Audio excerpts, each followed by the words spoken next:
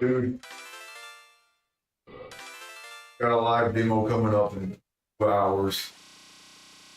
I need that good luck, man.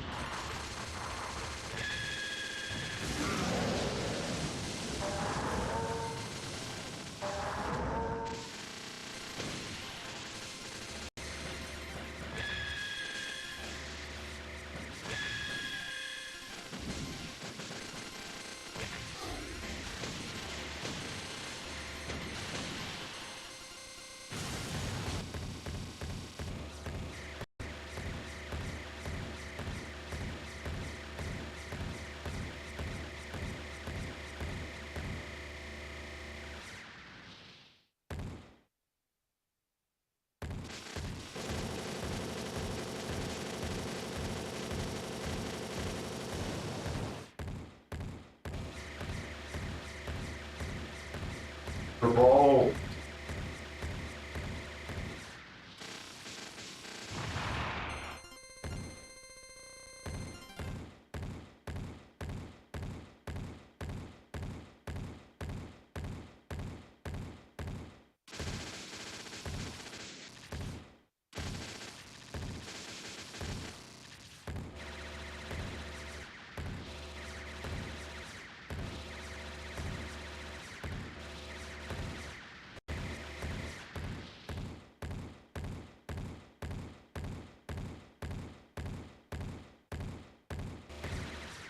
Hell, look, like one guy now.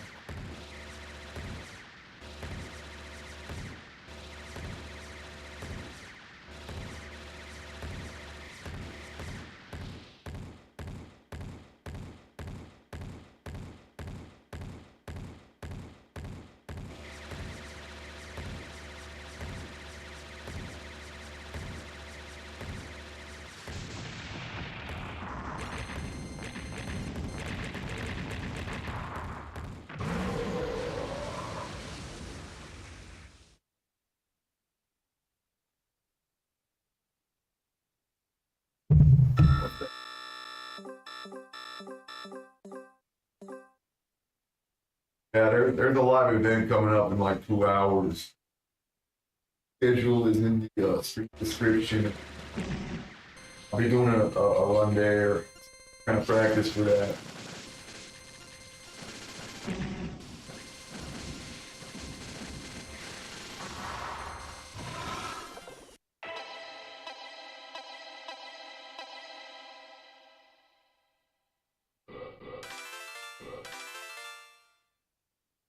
Not really.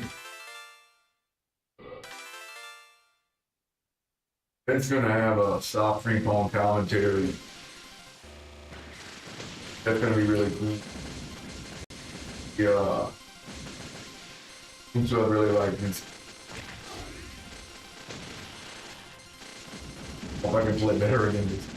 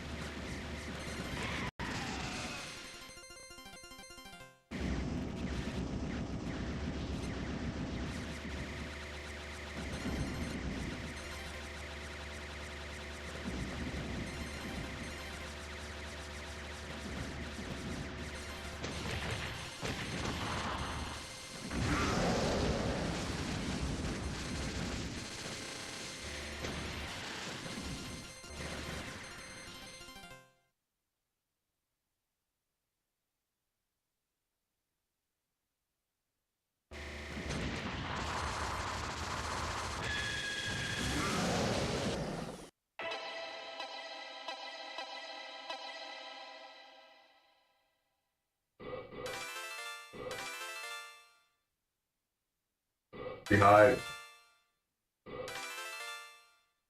my duty last minute. My time slot was kind of rough, so got earlier on this time, so we could make it out. Nice.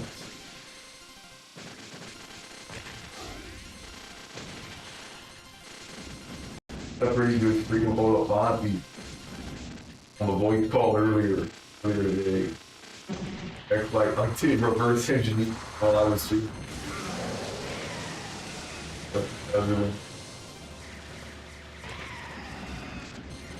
Like everybody's doing reverse engineering. Like I just kind of left behind. Did everybody suddenly like learn to reverse engineer? I know that like love to do that shit or do that shit. So I learned to do that shit. I don't even know what these dudes are doing. This ain't the C++ they teach you in college, man. That's for damn sure. That C++ that they taught me in college, man. They helped me out with jack shit.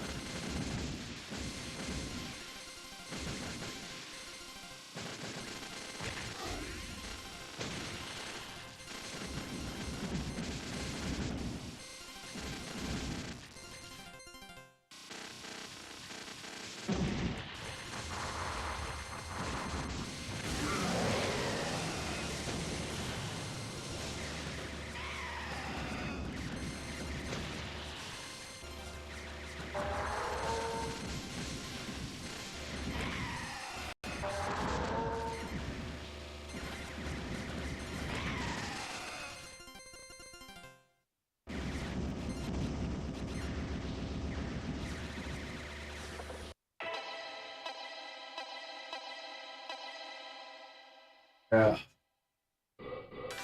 that shit was really impressive. I think it was a little bit more than a day to like figure out like what sort of audio reference to like figure out like hands code like voice clips that codec.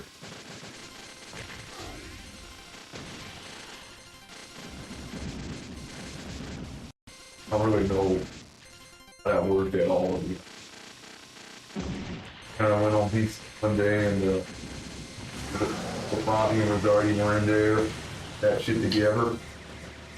Asking people like for voice clips for them to use.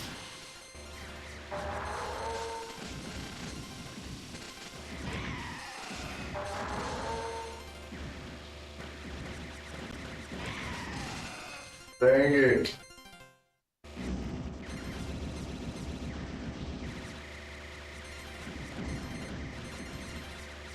Maybe I will try to, maybe it's to do with this new table I'm using. I will try to move my microphone close.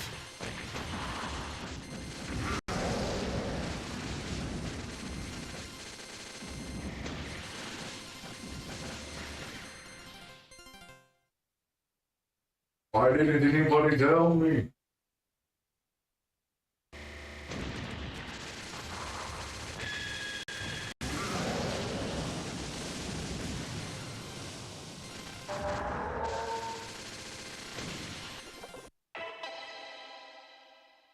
Okay. So, let me try to move my microphone.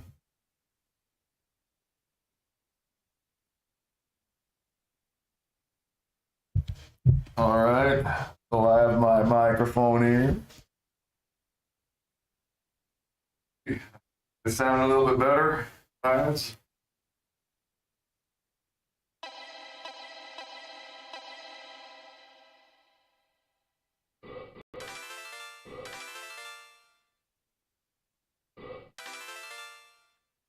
All right.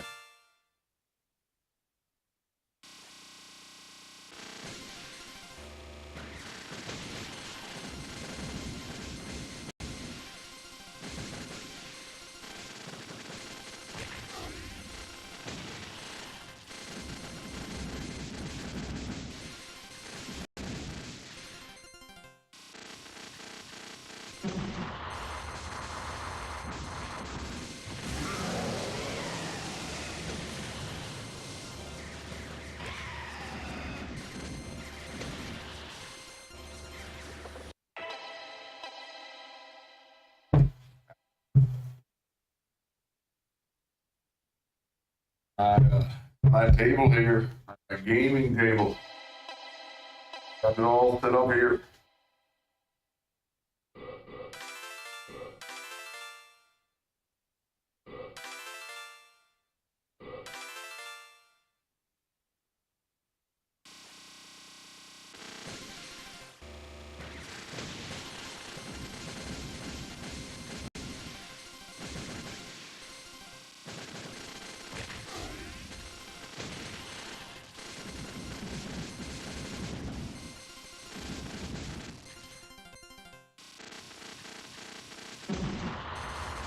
Question. That's so that makes me how many person.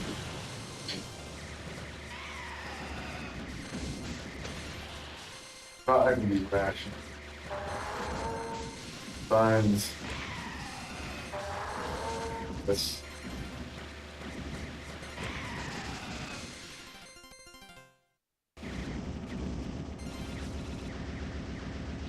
primal instinct. That primal instinct that makes you nervous. You're performing at an event. If you're on one making that event. Primal instinct, not there. Nervous, rational.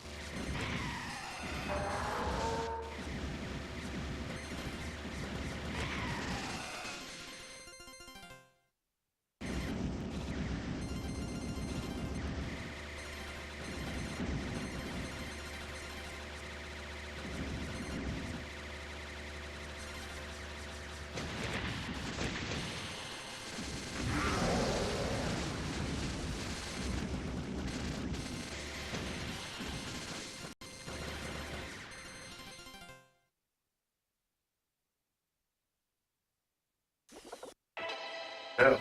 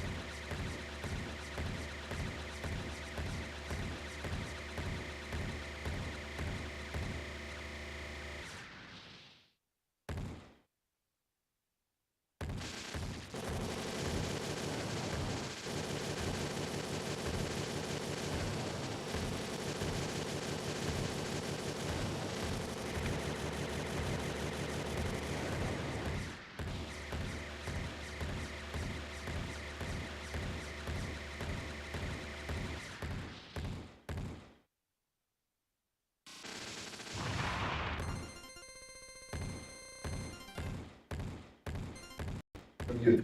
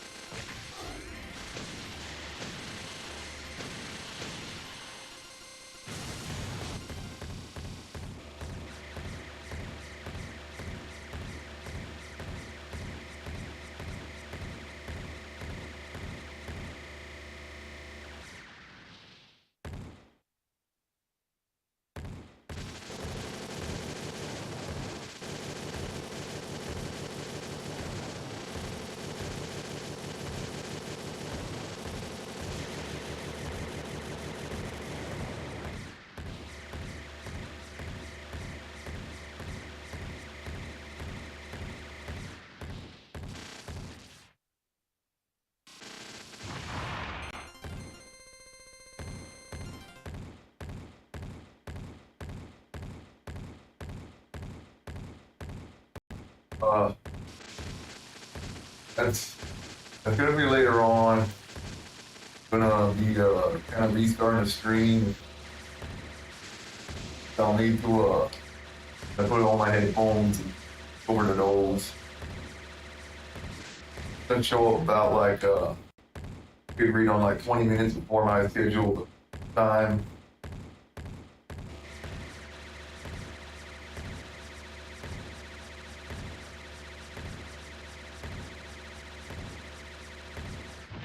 Dude.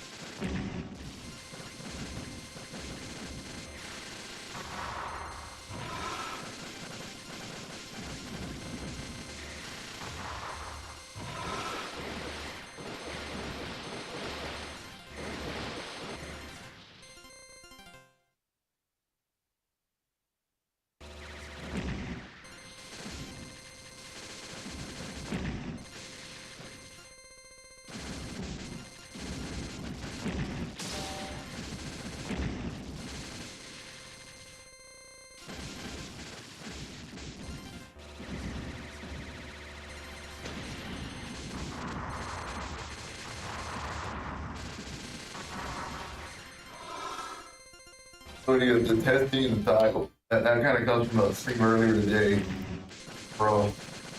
I was testing out a voice call with Futari, Ultramania. Trying to see if I can get Discord voice to show up on my stream.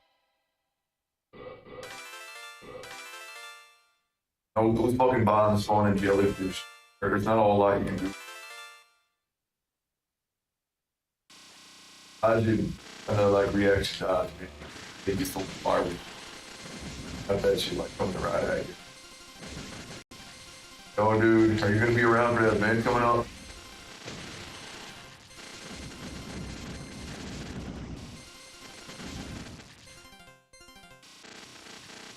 I don't know how much, but I'll be around, to be honest. So, it's taking place between like midnight and 8 a.m. for me. But yeah, I mean, those were kind of the time I wanted. Try to watch that game. Like yesterday, I don't have to like worry about like having a fun to try to see a little bit later than today.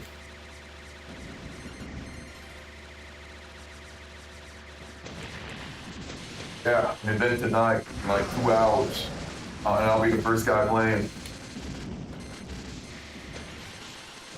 Schedule is in my stream title.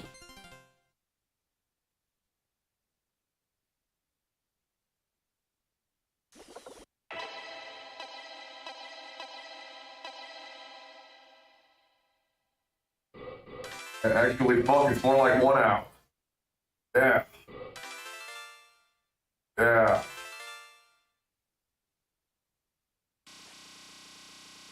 Man. Okay. Yeah, I gotta play better, I guess.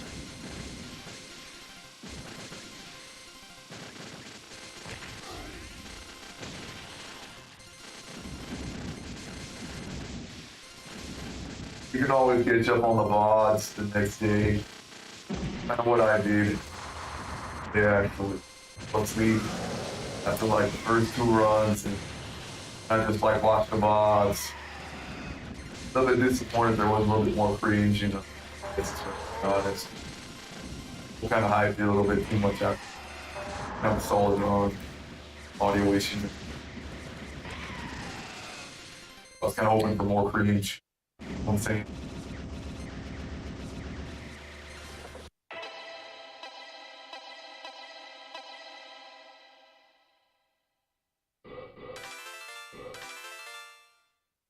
Shit! Well, what the hell? That's an issue.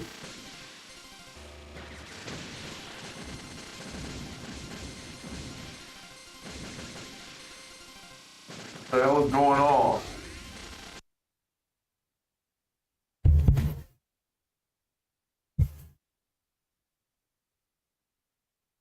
Testing. Testing.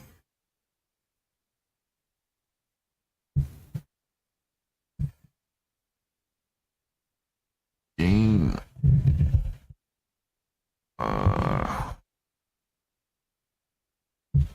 Testing. Testing. Need to lower sensitivity. Yeah. Ricardo's saying I got some issues with my mic here. Okay, it's good now. All right.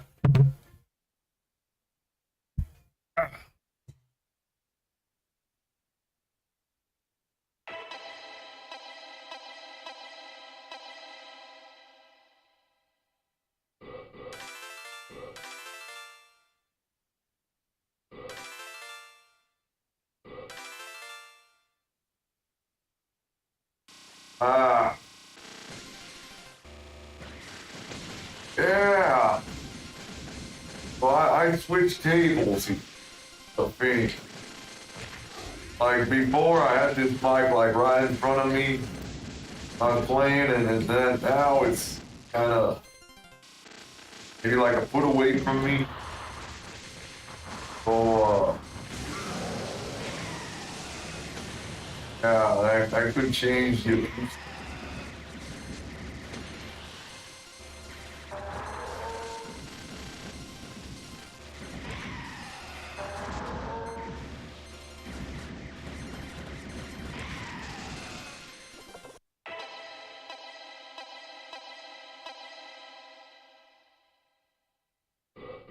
I was talking about like I had to go to sleep after about like halfway through Two Heroes run, so I caught up with the VODs the day after I woke up, and I was a little bit disappointed that like there wasn't more footage to be found of CPS's run. Like people were making it sound like a dude, all kinds of issues, but really just kind of had like some technical issue with those. I just kind of normal run. But I know the floppy is lost.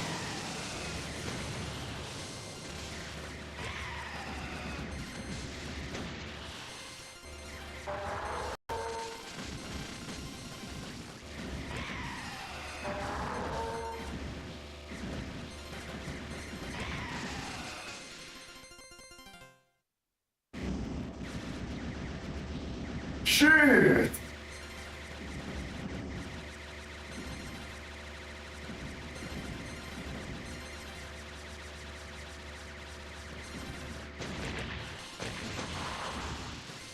Yeah, that thing with Silver Star, I think, was a lot worse than CPS.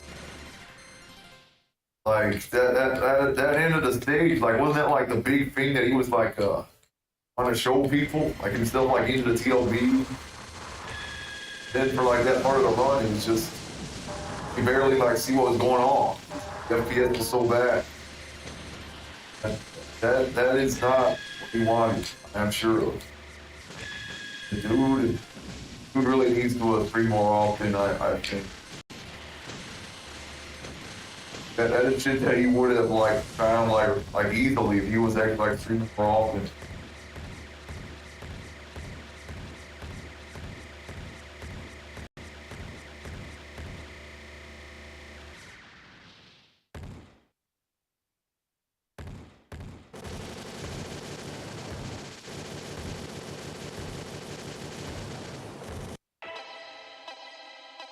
Seems like though, like he's kind of become a guy who like spends all his time learning games. Like the only time he actually like grinds out full runs, like he actually has an event run.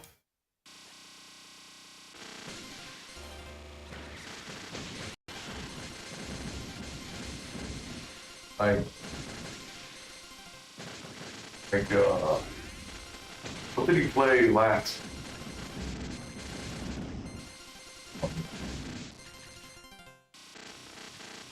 But what did Silver Star play last week? Like, trying to remember.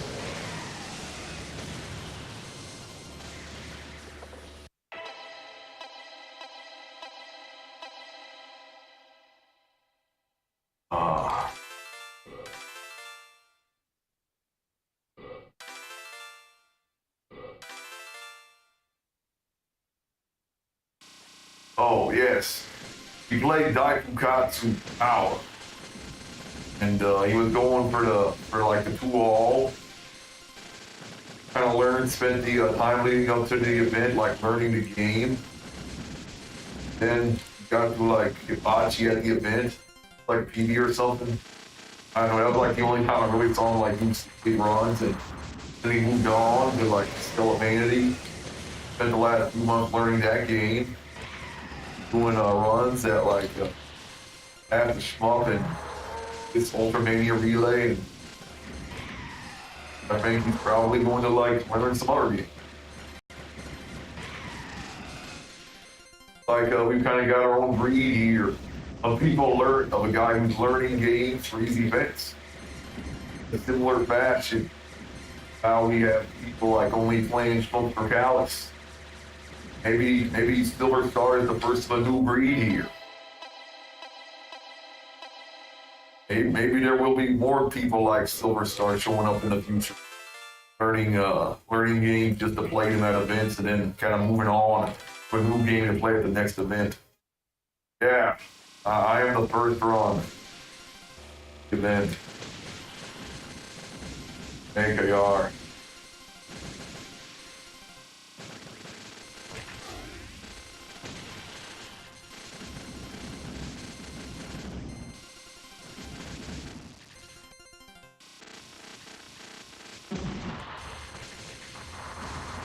Right. Thanks, it, do not expect a great run, by the way. My consistency is still really bad. I've just been spending these past few months learning this game myself. I'm going kind of Silver Star mode for relay, spending all my time learning the game and basically doing full runs for the first time at the event. That's pretty much it. I'm kind of taking a similar approach in just this one time.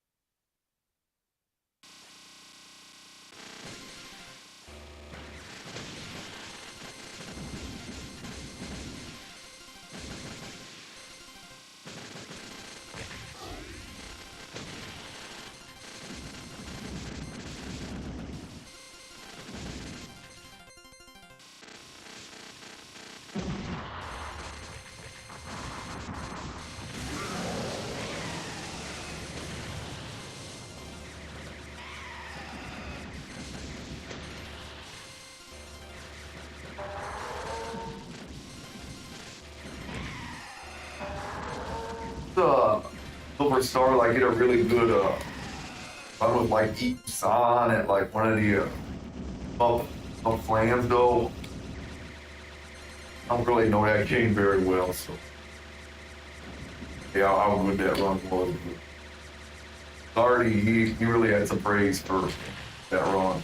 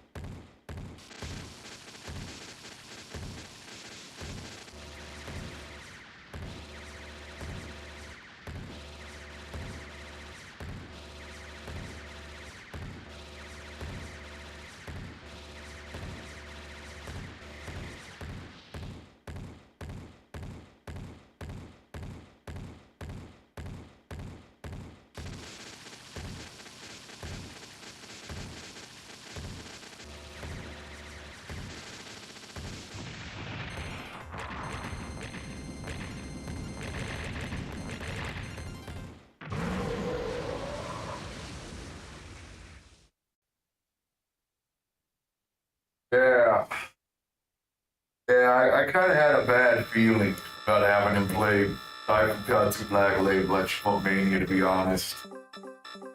That was actually kind of selfish of me having him like play that because I actually just wanted to like get a live.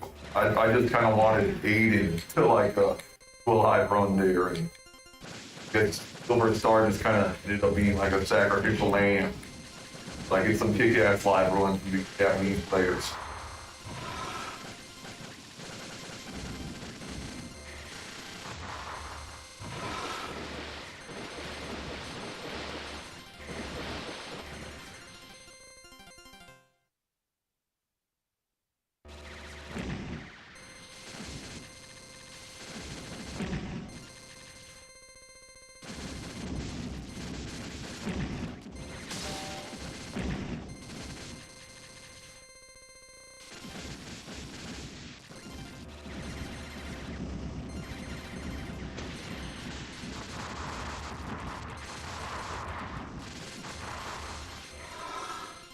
Why the hell is my score so low? Who, me?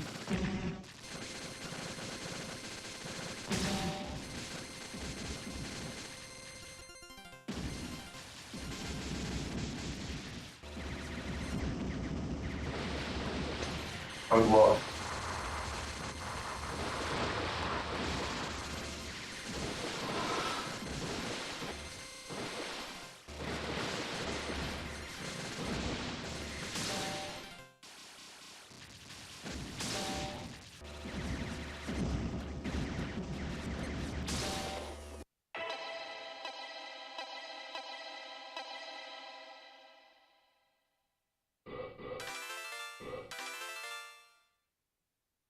Friday is pretty much a classic game. You just gotta wait like an hour or two for it to get good.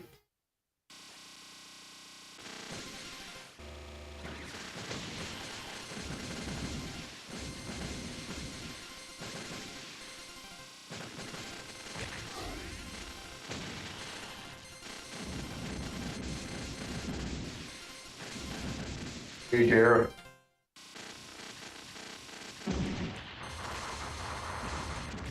Probably gonna switch over to practice mode. You know, I work out 4 and 5. Don't even know if I'll get there. Honestly, probably at least practice it if I do.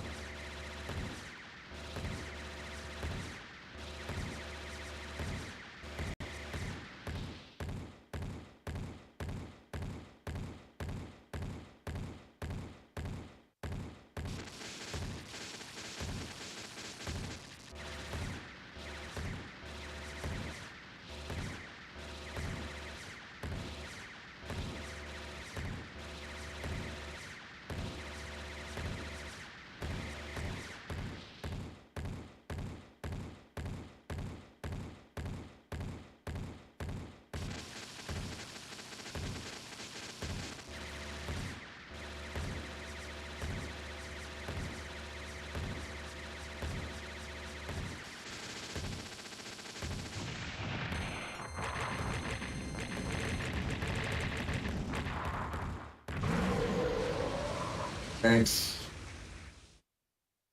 Oh, actually, a gamepad is the only full method that I can actually use. I can't do stick board.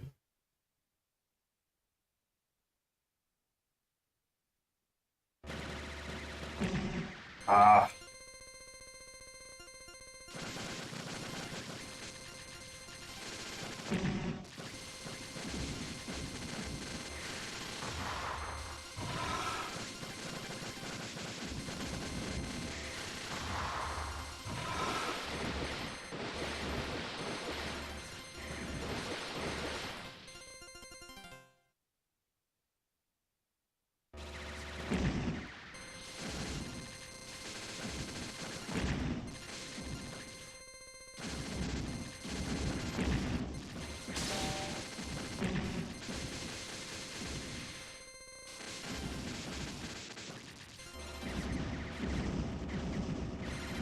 Ooh, that takes forever to get.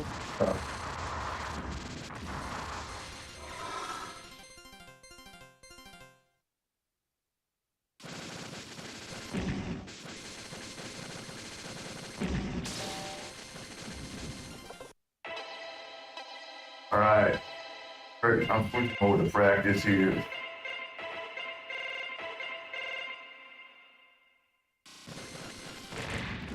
Yeah, gonna got some RNG in play here. I got that power around. Yeah, I got the good RNG there.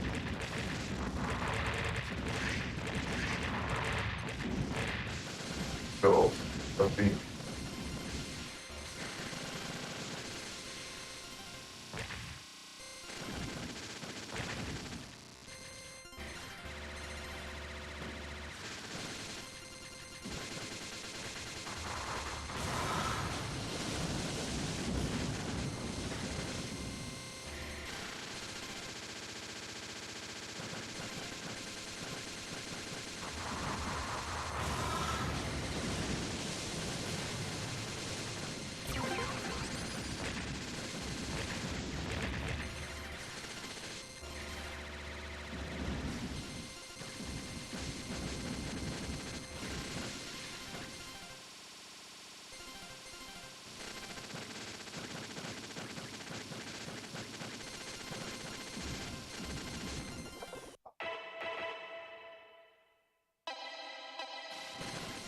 Try that again.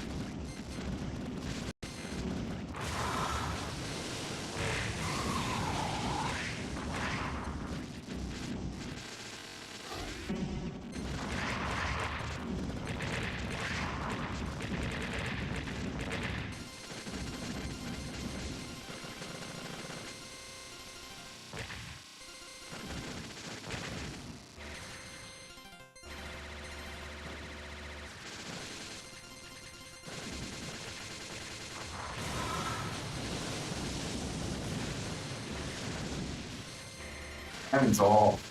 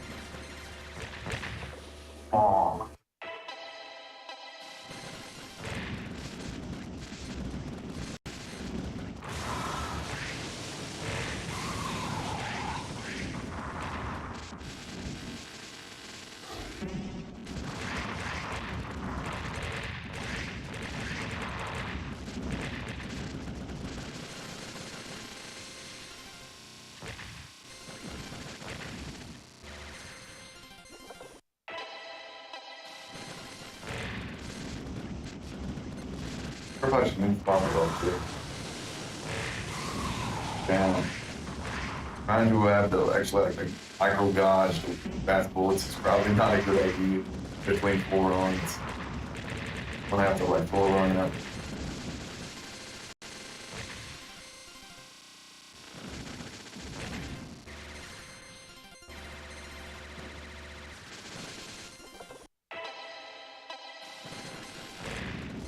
Only like 1 hour. Planning on like taking a short break on my run. Like I said, I gotta like set up my headphones. That way, like have the Discord audio stream get up nice.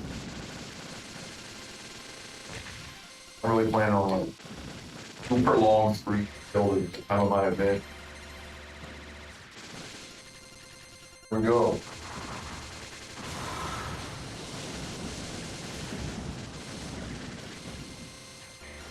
Damn. There. Perfect.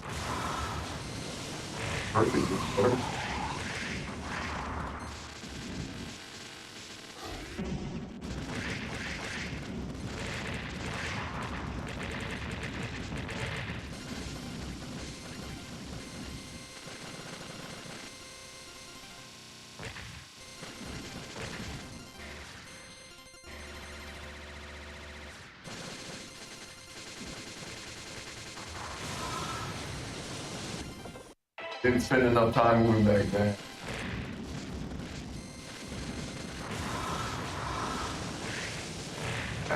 Yeah, the deal, the way that this strap works basically is like, when I'm lasering that grasshopper, I try to move that. When I move that somehow deals damage to the caterpillar that's coming out above the grass. Yeah, my issue there was like I didn't move down enough. I moved straight down like flashing it like that. A little bit early. Worked out. I mean,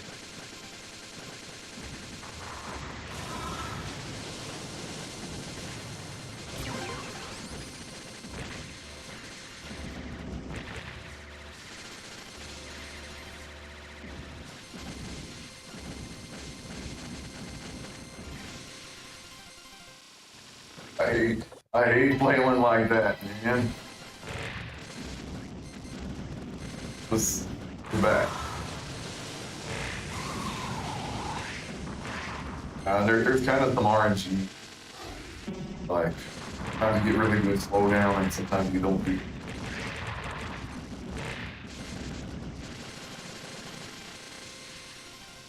I'm at my bottom, man.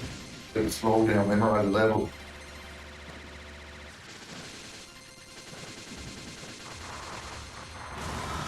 The life I want to live.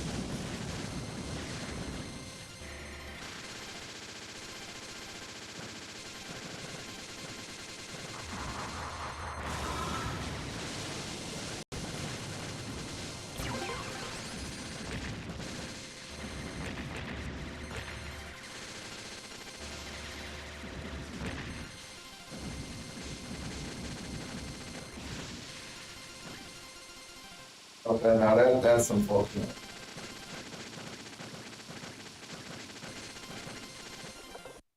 Oh, fuck.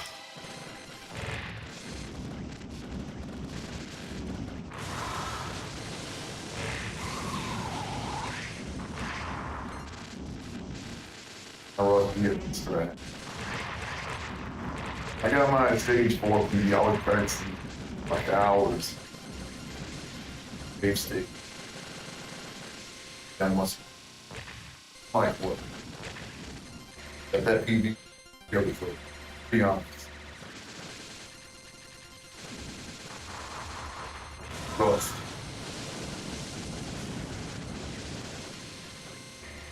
People want to see me play like this.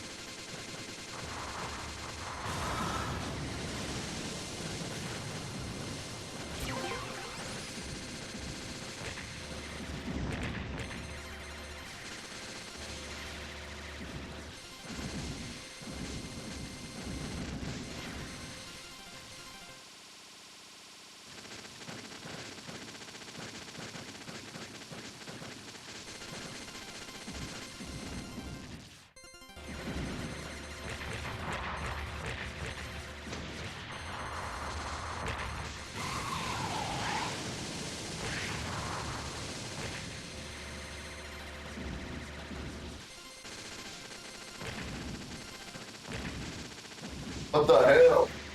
That is bullshit. How the fuck did I survive that? What the heck? I should not have survived that. I'm fucking saying that right now, man. That was pure fucking luck there. It's gonna be like that sometime.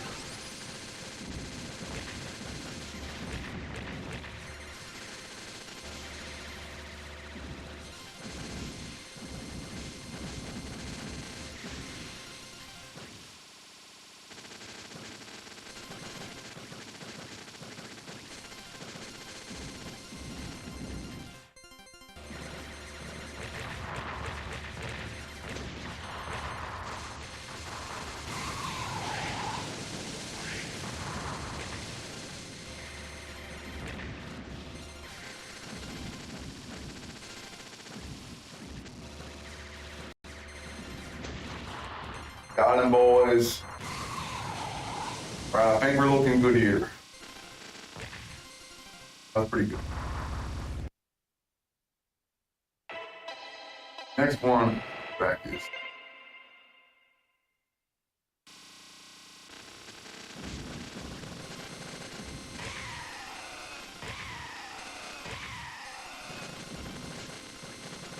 I'm gonna take a break. Like 20 more minutes of play.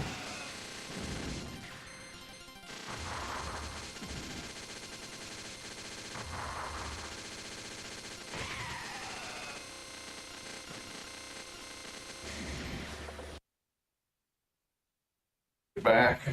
Use the bathroom.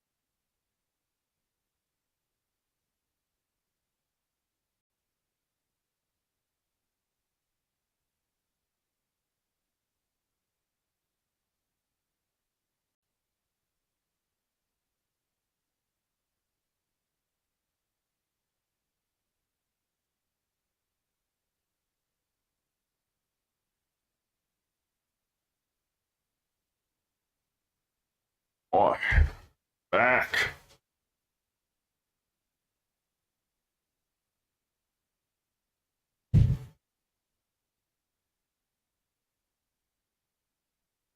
Yeah, 45 minutes until my run, it looks like. See how much difference a little bit of practice can make. Probably not a whole lot. I really not a whole lot I can do.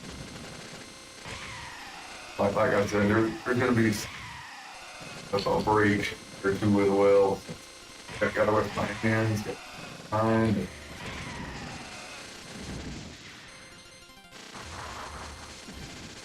Good idea, just like go for it. Break through.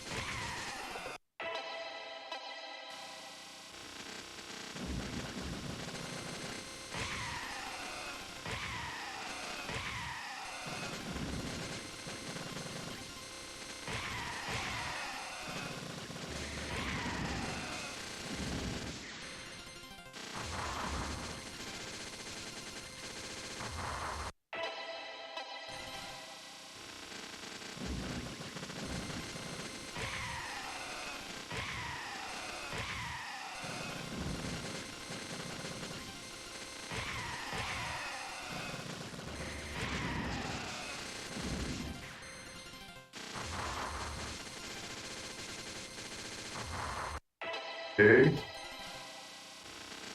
That's annoying.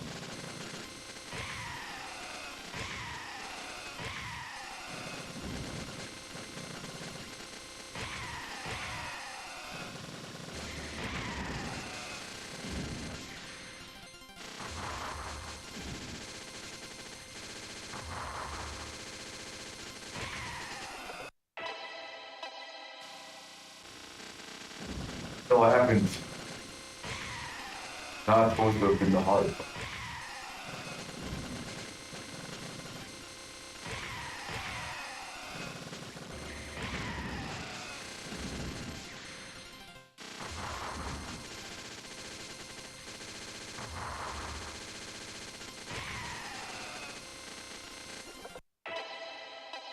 Not how it's supposed to go. Just say that.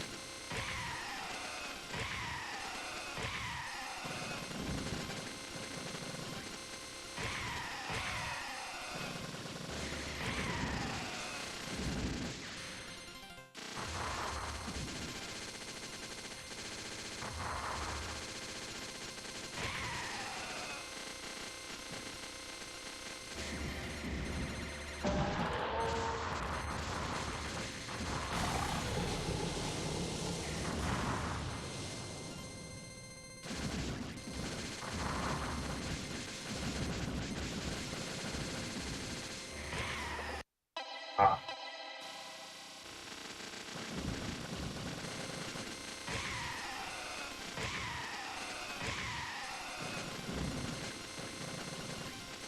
I am so happy. I reported those missions the other day. All three were like I was getting like 11,200, 11,300 just like left and right.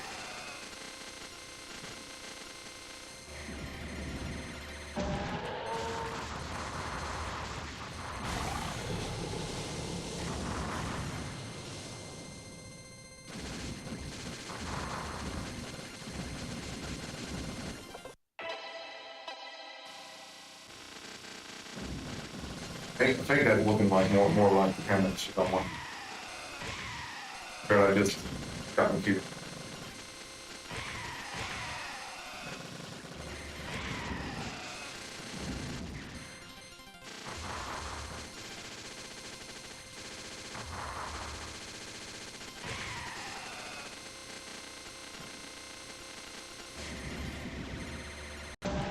Okay.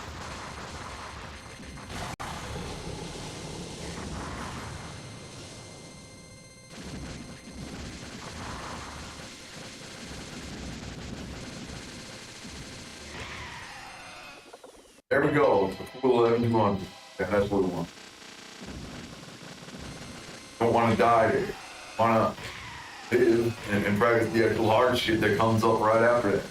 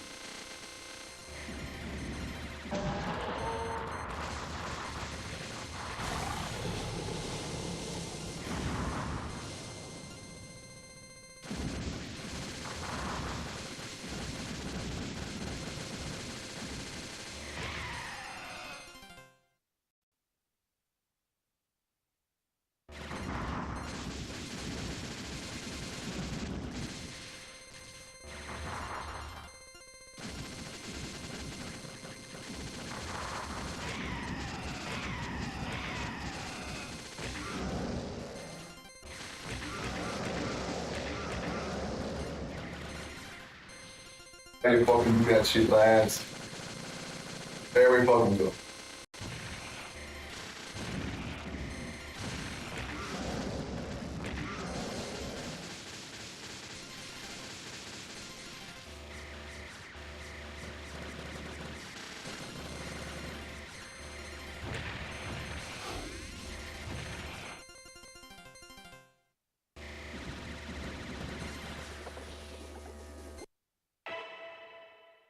All right. It's number attempt. Break for a bit. Back. Got a soft drink on commentary.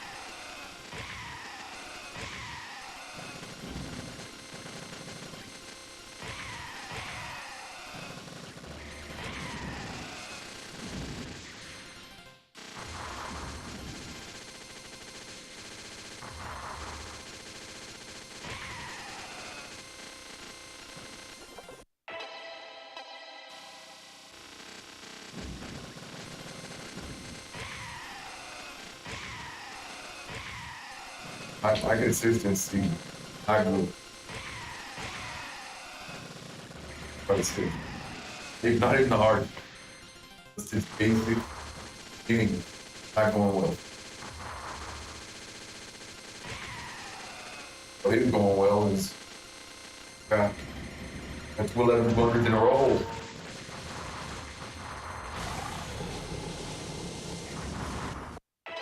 Okay, that's not good.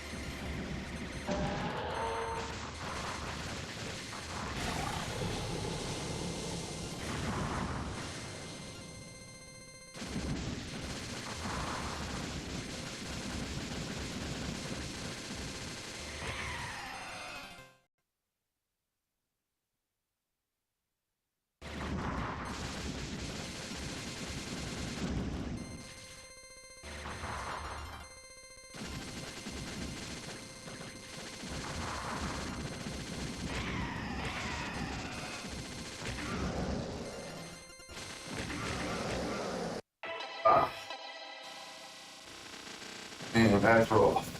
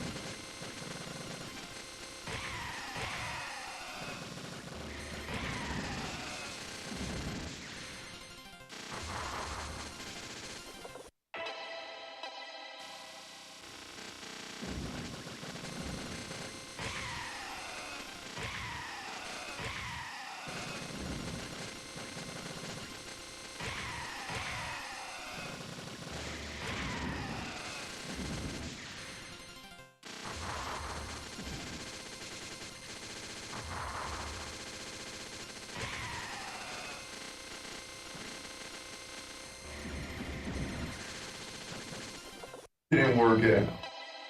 I was going to be hard there by trying to kill shy black men. That's a bad idea. Seemingly, that is not realistic for us. Shots. I'm not going to bother.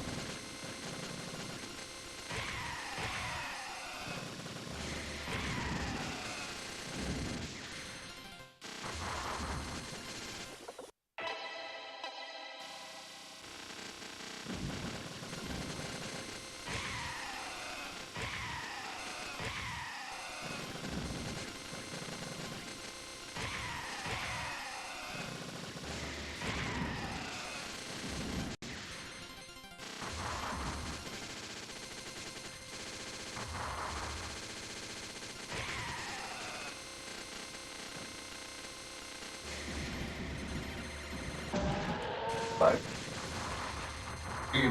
right in front of it.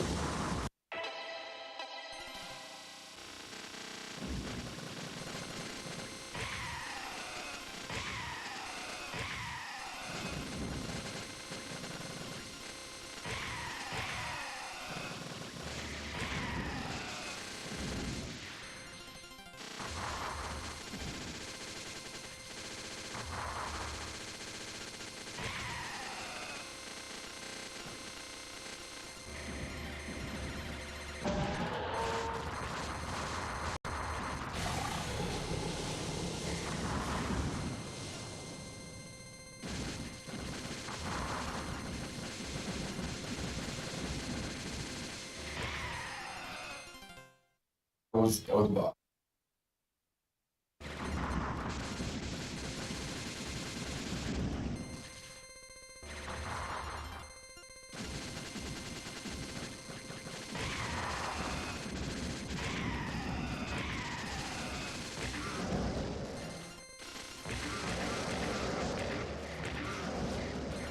Now, where I scored like shit actually got it. That's how the cookie crumbles, I guess.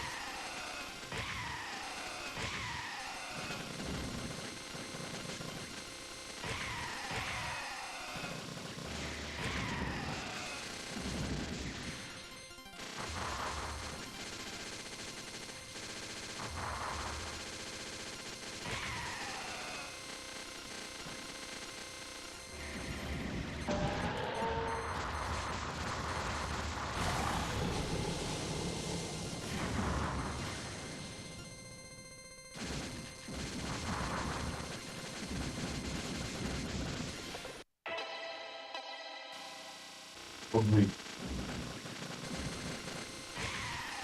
waking up.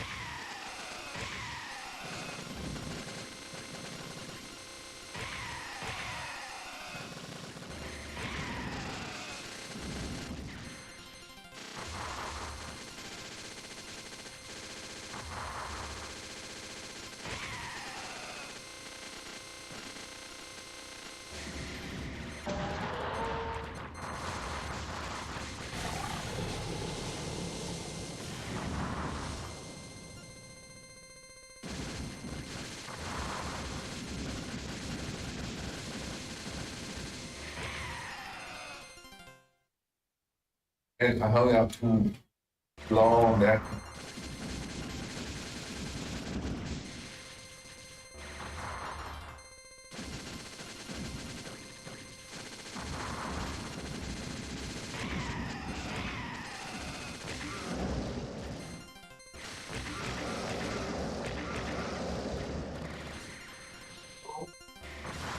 shit, there we don't go.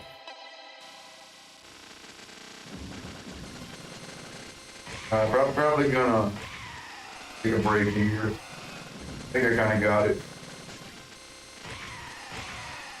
Tanner is just me being dumb. I'll be dying it. Gonna be the last one and wait for a bit. I'm gonna set up the headphones. I can stop drink.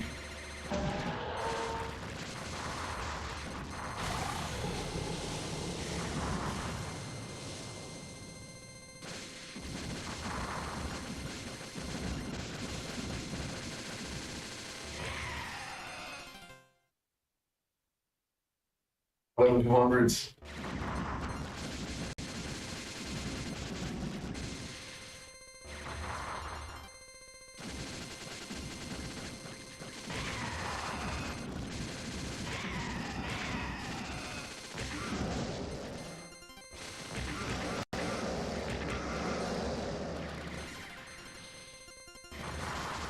That's the one to go out all night.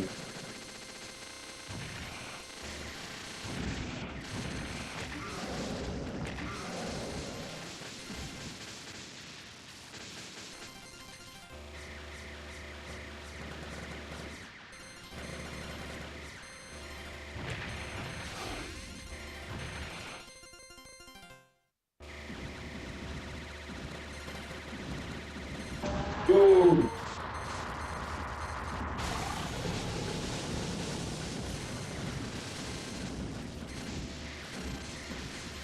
Okay, that's not how we want to do it.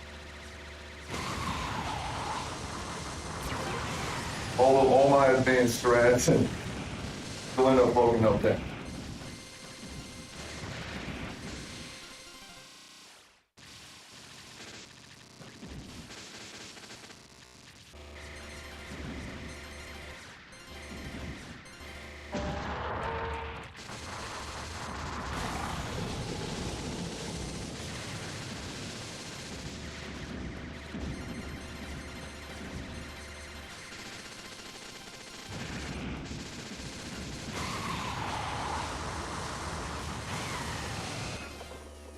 Big. I don't know. I don't know, man. I wonder sometimes if people really kind of pay attention to like what goes into all these strats. All right. But yeah, got my headphones here.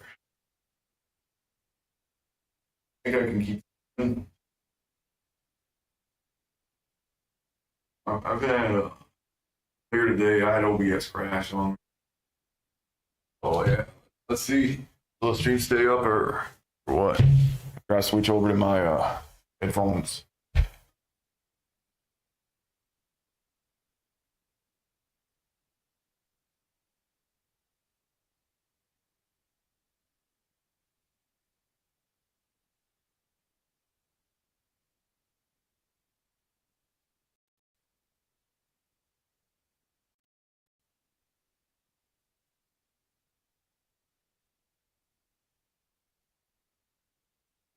SD. Holy shit! Have I just been playing in silence this whole time? No fucking music. Where's my goddamn music, guys?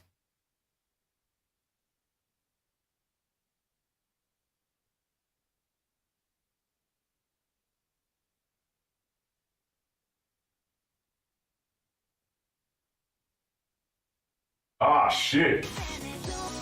Oh. Okay. Yeah. Well, this is fine, I guess.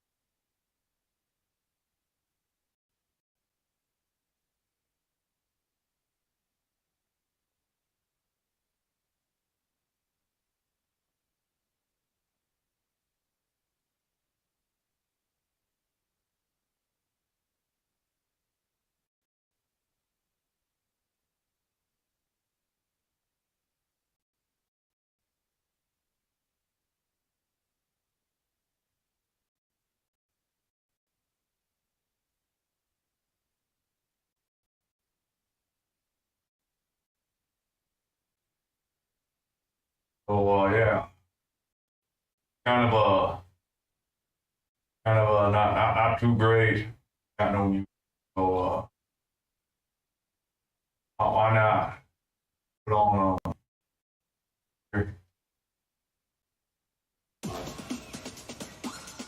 Yeah, I guess this is kind of the free show.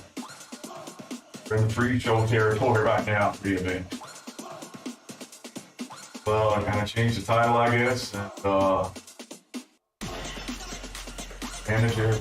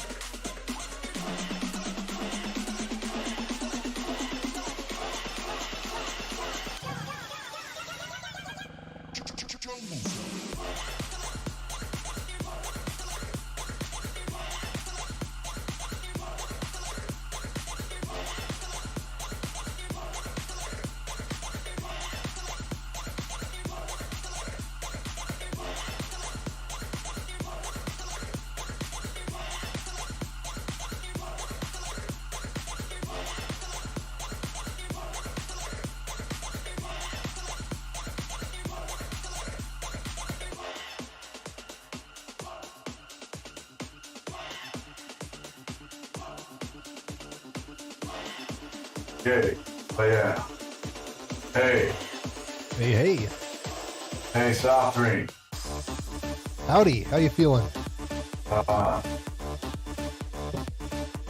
Let's do my best thing and I'll say that. I'm sure it'll be spectacular. Thanks. Yeah. We're streaming right now. Working? Let me give it a listen. Yeah, I can hear myself in the stream. Seems like it's working alright. Yeah, is the Discord stream working? Not right now. Right now it says pause. How do I unpause it? It says you've minimized the application. So if you're capturing OBS, I think maybe then. Yeah, now it's running. All right. Yeah. Got like 15 minutes until the event. Mm-hmm. Yeah. I've been peeking at your stream a little bit. Seems like you've been grinding the opening part of stage 5 a lot. Yeah. Actually, it's something I've been practicing like right now. Yeah. That's what I'm saying. Like I've been watching for the last 15 minutes or so. Oh. Well, I've also been grinding it a lot, like before stage. Yeah, it's the new strategies you can use in there. I mean, the stage in general is insane, right? But the new strategy that you've been setting up to optimize the beginning is just looks absolutely terrifying. It is. Oof. Yeah. Well, the funny thing about this new strat is like I came up with it because I was getting tired of like how inconsistent the old strat was. Right. So you think this actually is more consistent in addition to being slightly higher scoring?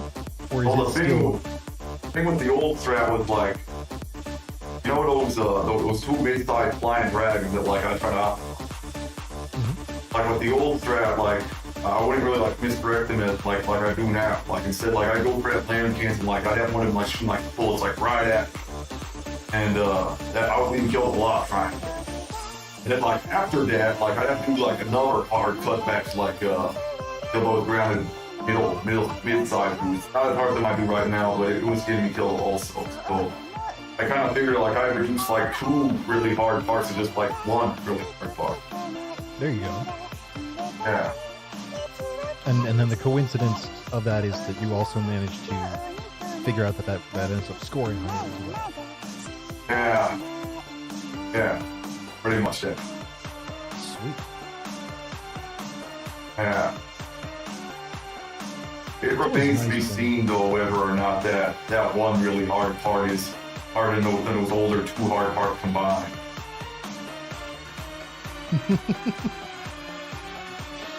Yeah.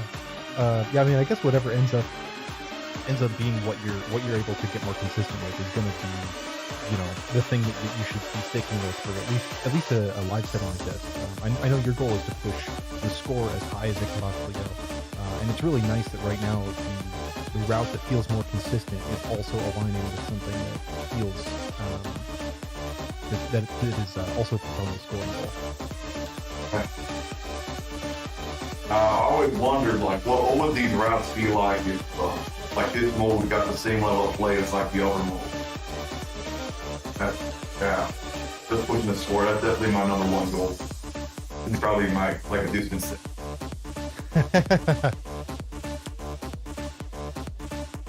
Yeah, it was interesting when I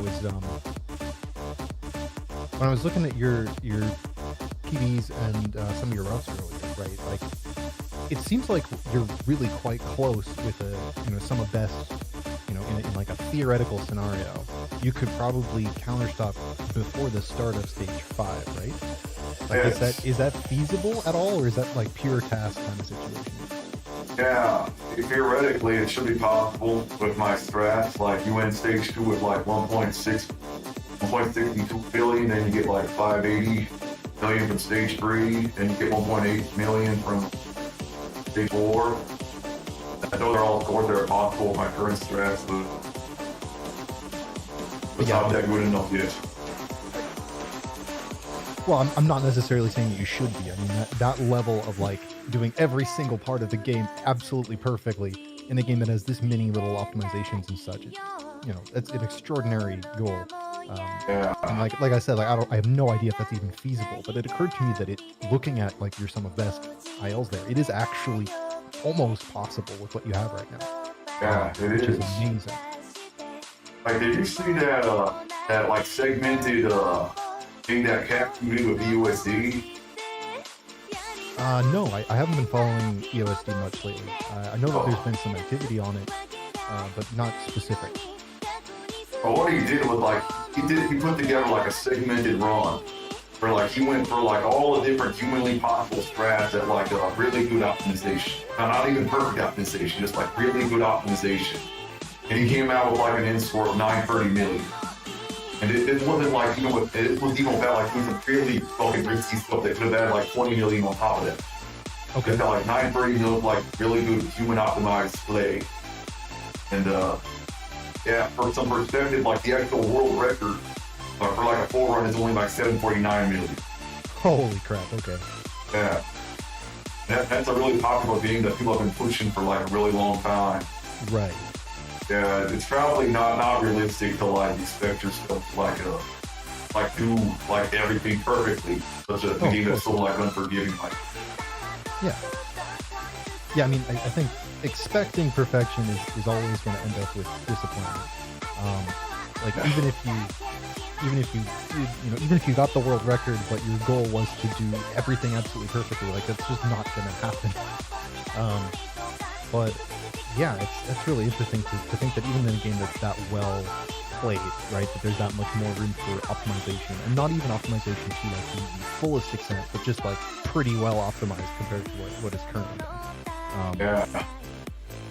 There's no example of side I owed you. Right. Like that's a game that's like got no counter stop. And it's had people pushing it. Like there's still a lot of room left to improve there. Even just earlier today, I saw Futari posting that he was working on a new strat for the ending of Stage 5, like a different variation of the recharge that lets him do overflow one last time in the stage. So that's super cool. It looks completely absurd. But yeah, I mean, even the players who are already at the absolute peak of the game are still pushing it further. Yeah, I think he was like saying that with that strat, like 6 billion is possible. I would believe it, yeah. Yeah. Okay, I'm gonna try to lower the music a little bit.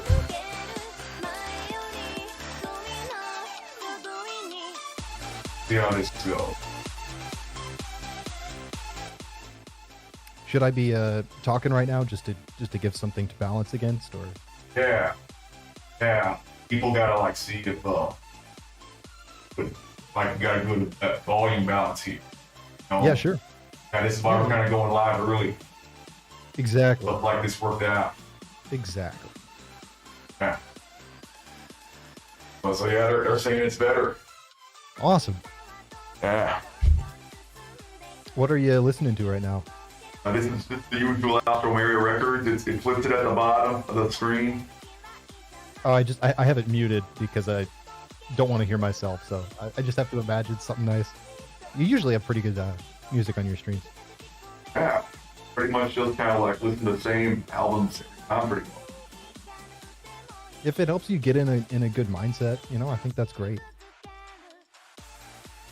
I remember when I haven't done it much with shmups, but sometimes when I would try to practice fighting game stuff, I would like turn the game music off completely and then just put on like sometimes even like a 10-hour loop of the same song. But like it would just be something that would help me get into a mindset to like grind that one specific thing. So I can totally see how like 1 or 2 albums just on repeat could just be exactly like that. Yeah, I do that sometimes too. Like put on a loop of the same song and just like grind out. Hell yeah. Like, did you see that strat demo I posted for stage 4? This is the one we were talking about yesterday? Yeah. Like that, yeah, I was listening to this song called Lunatic by Moonview. That actually means the zone. Now, like every time I hear that song, I just think about playing stage 4. All right, so that's the Lunatic strat, or? No, the name of the song is VTF, I know, just rated. Oh boy. Yeah. Yeah. Yeah, you got any fun names for the different strategies? I know that Kiwi, for example, likes to come up with like funny joke names for some of the routes he uses in Mushi Ultra. I'm wondering if there's anything like that for Futari.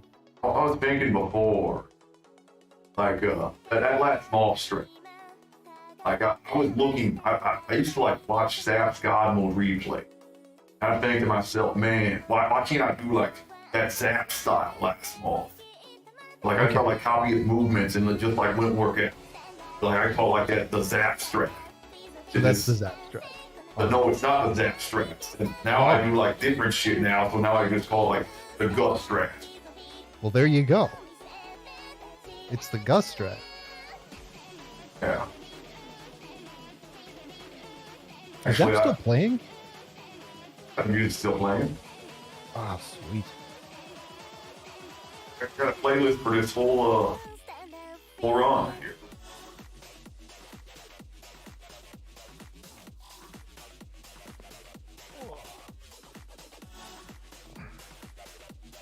Another thing, like that new strat, like before that last small one, the one where I ride that second to last caterpillar. That was also kind of partially inspired by Zap's replay. But the thing with that strat is like, if you watch Zap's replay, like he waits until like that caterpillar is like way far to the right side of the screen before he gets to cancel. Mm-hmm. But like when I do it, like I get it like when the caterpillar's like right in the very middle of the screen. And it actually turns out to get like a lot more points. You're like waiting until like he goes to the right side. Oh, interesting. Okay. Yeah. I don't really like know what was going on there. Like that does. Yeah. I'm just giving the route a peek right now to see if there's anything that jumps out at me as like why that would be different. Yeah, it was actually like Ray Mario like pointed that out. That like I get more points there when I do like an earlier cancel timing because the caterpillar is like more towards the center of the screen but there's more bullets. Yeah. Yeah, I guess there is just more bullets going on. That would make sense. Yeah. Yeah. For like the longest time, like I always felt like this was a game where like you did the coolest dodges, you did like cool looking cancels and like you just like get the most points. But sometimes it's kind of unintuitive like that. Mm-hmm. Yeah. It kind of like tripped me up for a while. Yeah, I think that sort of thing is really interesting. Like the nuances of timing and things that look really really impressive might not always be, optimal.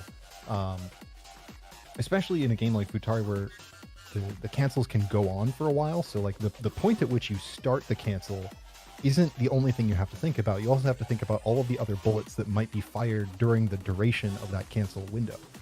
Like the stage 2 mid boss, for example.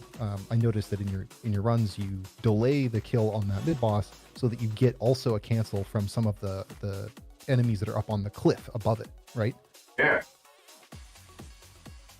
That's And right. that's just not something that would normally be intuitive, I guess. Like you would think, oh, I just want to cancel when there's a ton of bullets on the screen. But no, you want to cancel when there's a ton of bullets on the screen, and you're close to when the mid boss would time out, so that you get more of those bullets from the enemies on the cliff. Yeah.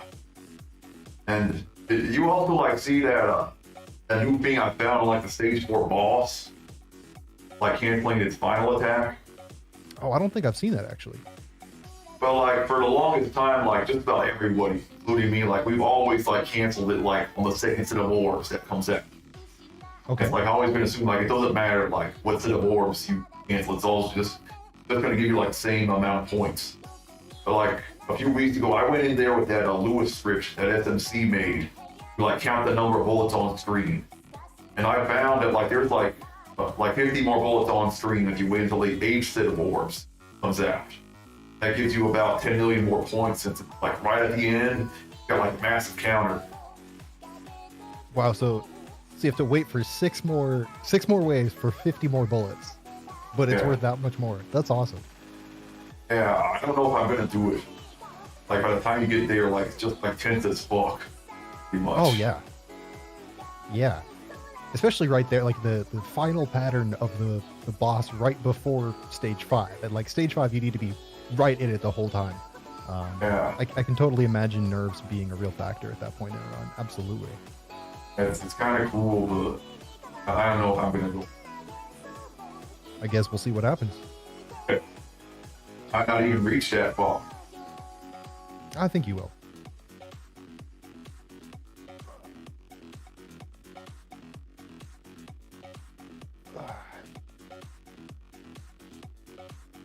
I wonder when the Ultramantis are watching. We were having a discussion earlier about that stage boss. Oh yeah. And, he actually like mentioned like that like at one point like the way the bosses are coded in Futari, like all of them are like they have like mini phases within within their own like big phases. Like when they start and stop, like when they start an attack, they stop that attack.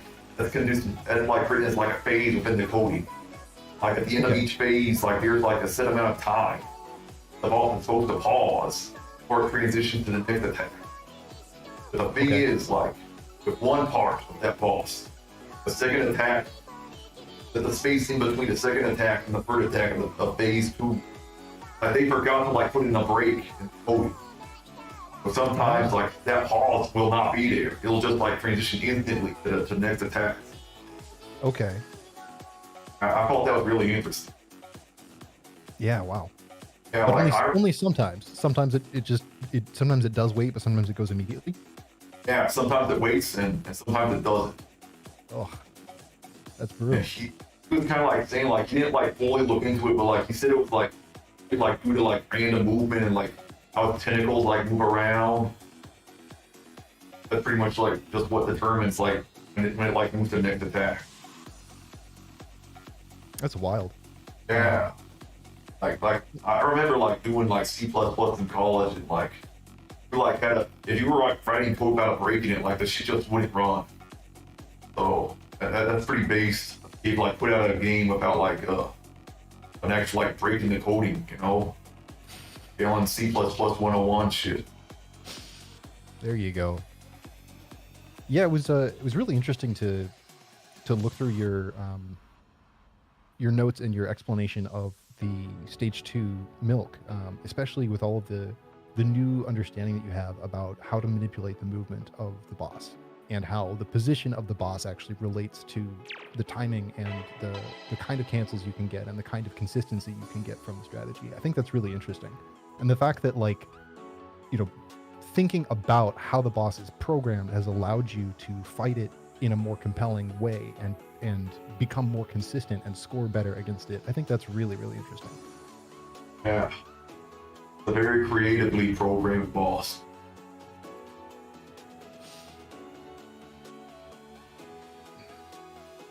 Yeah. Got 1 minute left here. Oh, yeah. Let's see how this goes. Hey, superhero.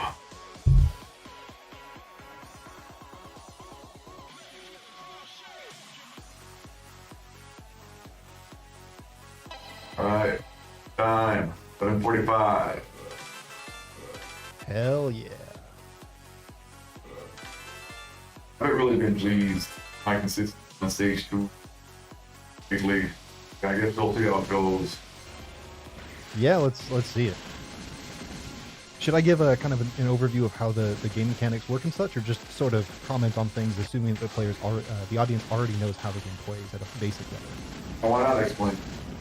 Sure. All right, so this is Mushihimesama Futari version 1.5 Ultra mode. This game is somewhat notorious for being incredibly difficult right away from stage 1. As you can see, we are 30 seconds into the run here, and there's already stuff going on all over the place. What are we looking at? What's happening? Why are there bullets? I don't know, but it's fun and cool. So, something really important to note in stage 1, a lot of these little rocks right now that are falling down, they're not going to fire if he's very close to them. And so by changing his position, being close to some of them there, able to avoid a lot of that. And the return fire is also aimed, so by doing just some small taps, able to misdirect it. One of the main focuses of this run is going to be these big cancels. Like right there, you saw timing that cancel when there's a ton of bullets on screen, and then trying to be relatively close to the enemies that you destroy. So you collect those gems while they're kind of glowing green. The green aura gems are worth, I believe, twice as much as the regular, like, yellowish gems, but they only are green for a second or two. You have to be pretty close to the enemy to pick them up. Those gems contribute to counter. In the upper left-hand corner, there's 2 counters. The top one is the stage counter, I believe, and the bottom one is the overall counter. Or I think I might have that backwards. Regardless, both of those counters are going to go up as gems are collected, and as that counter goes up, it'll switch between green and blue.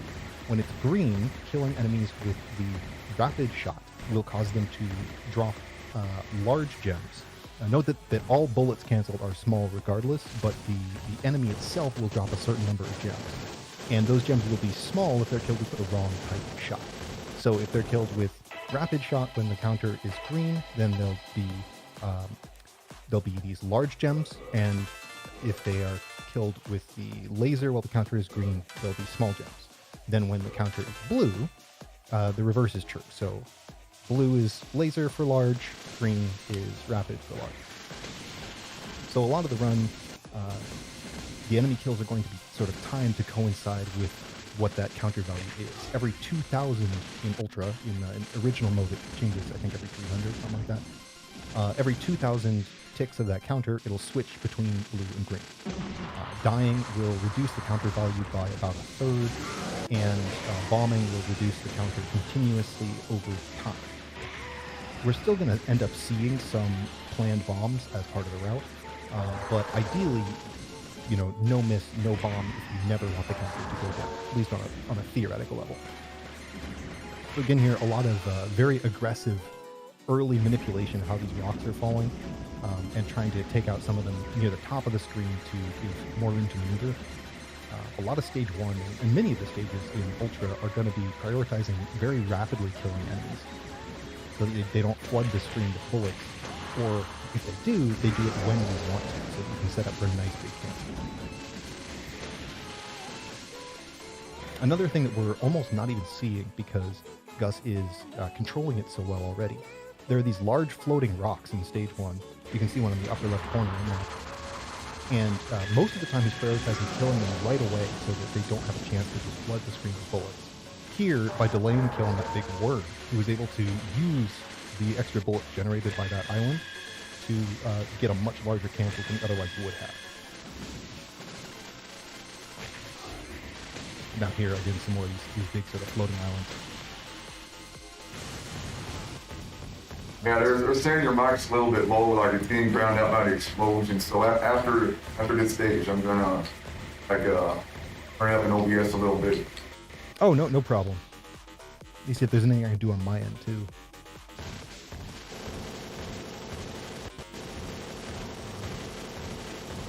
Got good RNG there. Here, is that any better? Is that any louder? Please let me know in chat. Oh. Nope. Okay.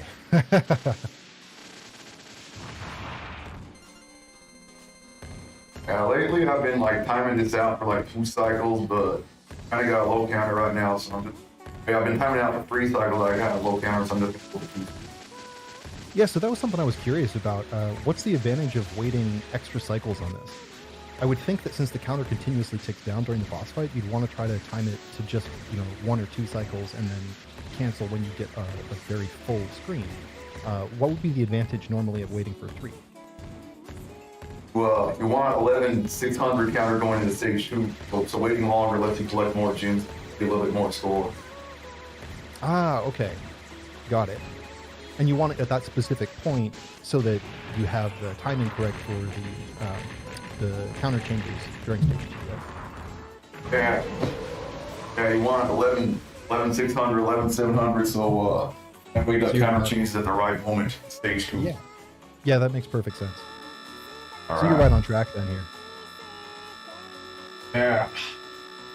Real shit starts, what's the name? Oh yeah. Stage 2. We're turning you up there. All right. Hopefully that's a little bit better. Yeah. Let's see. Hey, Olafati. All right. Oh yeah. Sort of another running theme of the run is going to be these long transition screens. One of the fun quirks of Ultra is that since it ticks up every single gem that you collected, you can kind of chill here during the stage transitions as long as you like, psych yourself up and whatnot. You can do a really long time.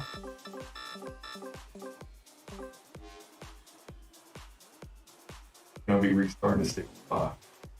Here's a new one. I found like if I spaz like this, get moved 1-0.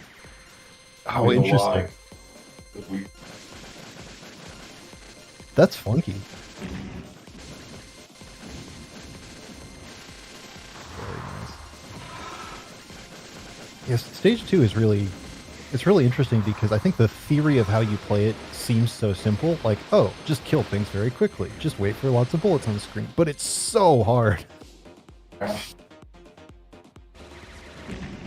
Nice.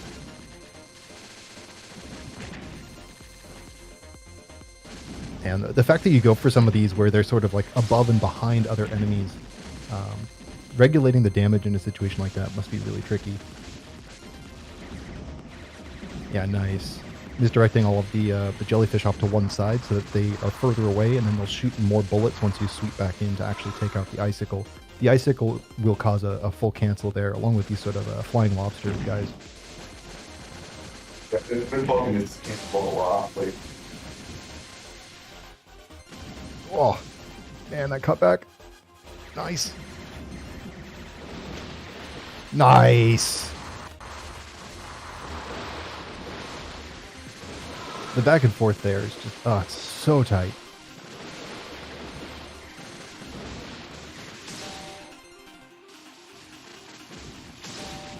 Now here we're going to get 3 icicles. So delaying the first one as much as possible to get the screen as full as possible before cashing out. Ah, and there it goes.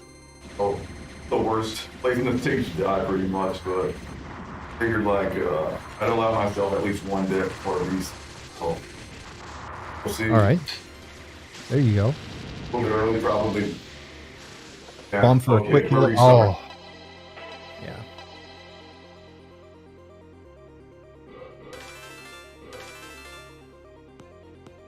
That's how it goes, though. You know, get it out of the way early.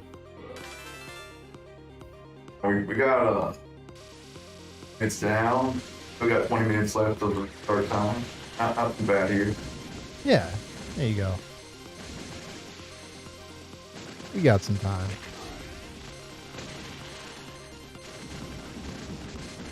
These kind of rock pillars. These are sort of a famous enemy that people encounter and get very upset by, shall we say.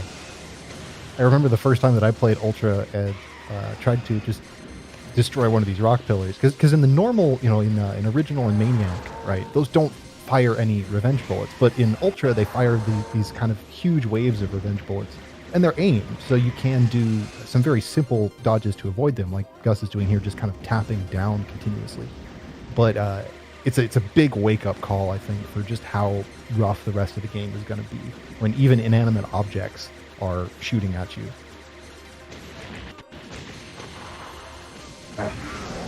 It's pretty cool to have objects that don't do anything in the original, or doing stuff with the difficulty.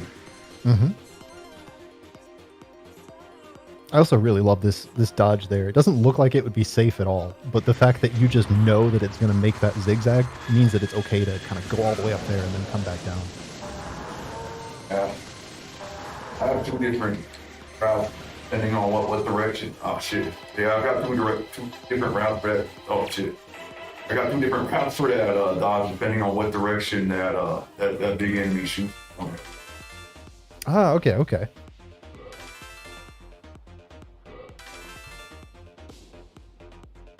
I guess to talk a little bit about the different shot types available in Futari. Gus is playing the quote-unquote 2P character, Palm, and he's playing a shot type called Abnormal. There are some specific reasons for that, and a lot of it has to do with the movement speed and damage and the way that damage is applied and the sort of shot works. Some of the other characters are either not good at dealing enough damage quickly enough, like normal Reiko, for example, has very, very good coverage in terms of like the screen area when she's powered up, but she really doesn't do enough damage to bosses and mid-bosses. It makes the entire game much more difficult. And in Ultra, that's a really big problem because the bosses and mid-bosses are very, very difficult. So things just don't die on time. Even the icicles in Stage 2 are much harder to kill on time with a character like Normal Reiko because she does not do as much damage. And then characters like Abnormal Reiko have very strange movement speed that just really is not conducive to the sort of precision that is necessary to play this game. So Abnormal Palm is kind of considered the best and only real... Oh! Ah! Yeah, there you saw it. It was a little bit different that time since it started from a different side. Yeah, thanks for pointing it out. Yeah. I don't really like doing that dodge much, to be honest. You have to like dodge through a wall. Did you catch it? Yeah. I love that the intended way to dodge that is to just go through the wall there. Ugh. Stage 1. Stage 1. Well, the good thing is like the bullets move so quickly. Like almost every time, like you can just like go right through it. Right. Game only checks for like hits every other frame. Right, yeah. And the hitbox is also quite small. Not quite as small as in Mushi 1, but still quite small. Yeah, SMC. Look at the hit. Yeah, you found like, yeah, they are little. Always been said like they're like 5'4", but they're actually like smaller than that. I forgot the exact value, but yeah, it's. Yes, some of his analysis of this game has been really interesting to see. Like the post he made a while ago about the bomb damage. I thought that was really fascinating. For those who haven't seen it, SMC posted a graph showing the amount of damage that the bombs of each character do based on your progression through the game. And the bombs do more damage as you're in later stages in the game, at least in version 1.5. But in version 1.0 and 1.01, the damage doesn't scale as well. And that's one of the reasons, among many others, why that mode is so much more difficult. like, just from like being in stage 5, no matter your power level, your bombs are doing more damage. Yeah. That's crazy. Yeah, and it's interesting. You know, we had a sort of a conversation about, like, from a game design perspective, what does that mean and how is that balanced? And I think a lot of it comes back to, like, they designed the game around being able to power up, but not really power down. Like, when you die, you don't lose power the way you would in, you know, Doronpachi, Daiojo, or that sort of thing. So the damage that you do is always increasing, and it's assumed that you're collecting the power-ups on each stage, which means that the enemies in later stages need to have more health in order to present the same amount of challenge. But if you don't scale the amount of bomb damage, then you end up either doing too much damage in early stages when you use a bomb, or not enough damage in later stages when you use a bomb. I just thought it was really fascinating to kind of step back and think about why they would choose to design it that way. Yeah, even just like missing one power up, it makes things a lot harder. Oh yeah, I bet. Very clearly designed around like grabbing all the power ups and never powering down. I actually like tried playing underpowered Futari for a bit. It's not very fun. It doesn't die. Yeah, I bet. Now we got another attempt at stage 2. Hell yeah.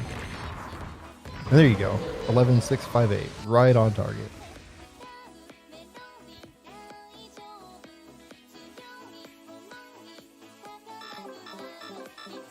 Yeah.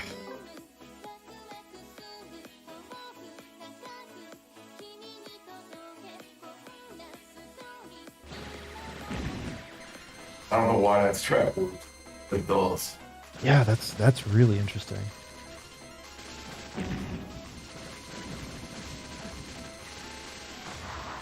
A lot of shit I still don't understand.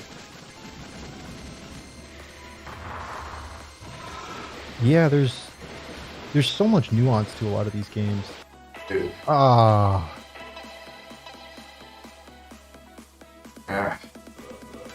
That's something I kind of thought about, like, these big cancel games are actually like harder to optimize based in like those big chain games. Like with chaining, like it's clear, like, okay, I kill it, then me, I this, and me, I get hit. But like with big cancel, I can watch a replay, like watching slow motion, frame by frame, whatever, and you'll still not be like really sure like what you're doing at scoring you like bigger on one cancel. Like let's on another cancel. Oh yeah, it's great. I've been poking around learning some of the Sadaiocho Stage 3 overflow route just a little bit. And the amount of difference, both in terms of score and hyper generation, you get by like changing the timing of the first hyper you use in the stage. You know, you can change it by like 5 frames and you get a completely different. It'll be like 3.8 hyper versus 4.5 hyper over a difference of like 5 frames from when you choose to activate it. It's crazy. Holy shit. That's rough. And that's the same kind of... Yeah, and it's the same kind of thing where it's all based on like the timing of certain cancels that you want for the recharge. You know, if you're a little bit later, there's a little bit more bullets and you get a much better result.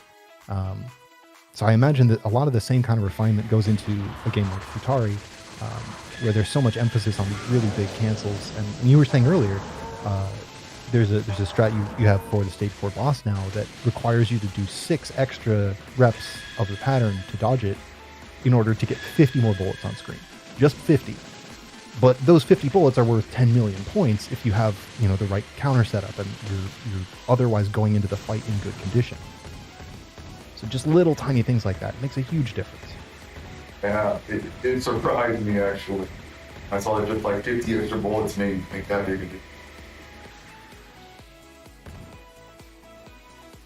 That's the cool thing about that bullet count is made it for stuff like that. Yeah, it's super handy to see that there's efforts both from the players and also recently with some of the newer M2 ports from devs as well to include a little bit of insight into kind of how the game works at a deeper level. That Like would some of be the fantastic, actually, having like a bullet counting gadget. yeah. Well, I think they even have a bullet counting gadget in Ketsui, or maybe it's in Garega. One of those two. I'm pretty sure there is actually a gadget that shows you the number of bullets on screen. And in those games, maybe that's not that important. But if they did a port of Futari or another game that heavily emphasizes canceling, Esperade maybe would be a candidate where that could help with this kind of like micro optimization. Is there a bullet counter in Inspiration? I don't remember. There might be. No. I think that's But bullets for. It's a game that heavily uses cancels. They're not like big screen filling cancels, but it's it's sort of a lot of small cancels that can kind of chain together. And I think a lot of people don't know that about Esperade, that so much of the scoring is actually based on sort of bullet canceling mechanics. And it's the sort of thing where, like, if you watch a high level replay, they'll get way more points than you, and you have no idea why. It just sort of happens. And it really takes a lot of kind of study and trying to reproduce it to figure out, he's going over here and killing this thing at this time because it sets up a better cancel when he kills this other enemy. That sort of thing.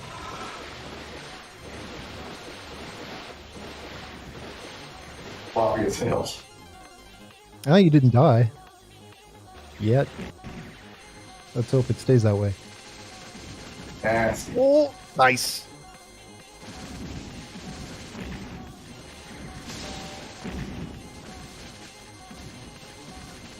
Nice, and big misdirect over here. That one just takes forever to die. Alright, now for a brutal one.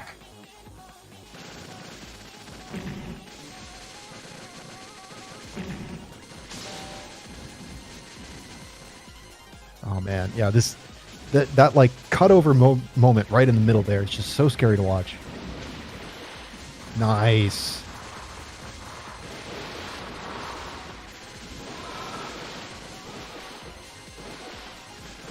Yeah, movement here, trying to clean up all of the sort of Zako and the enemies in the river right away, so they don't pose a threat later on.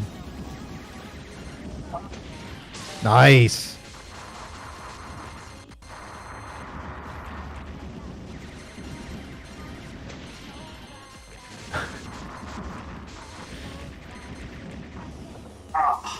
Oh. Oh. Yeah, that was a little unfortunate. Here, the bomb and then a misdirect set up to bring the boss down to very low health and get rid of some of the nasty earlier patterns, and then set up Screen this. orientation fault, by the way. Oh, okay.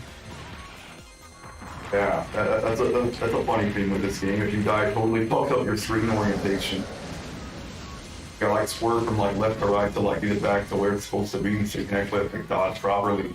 You have to like do weird shit like that. Oh, that's funky. I didn't know about that one. Funny game.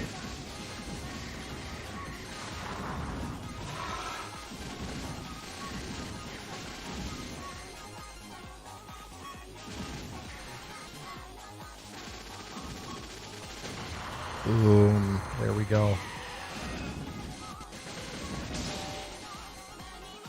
And again, like I was mentioning earlier, some of these cancels, they persist for a couple seconds. So in a situation like that, killing that big, I guess like manta ray enemy, some of the smaller enemies on the ground, if they're left alive like they were there, they'll continue to shoot and generate some more gems as part of that sort of prolonged cancel. Got sloppy. Ain't this window? Yeah, you made it. Graceful as well to play live, not gonna lie.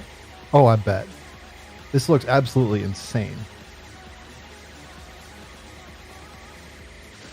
So this first pattern here, staying a little elevated like that. In fact, a lot of the stage 2 boss patterns, staying a little off the bottom of the screen can help a lot with controlling how its pattern moves and allowing you to dodge more easily.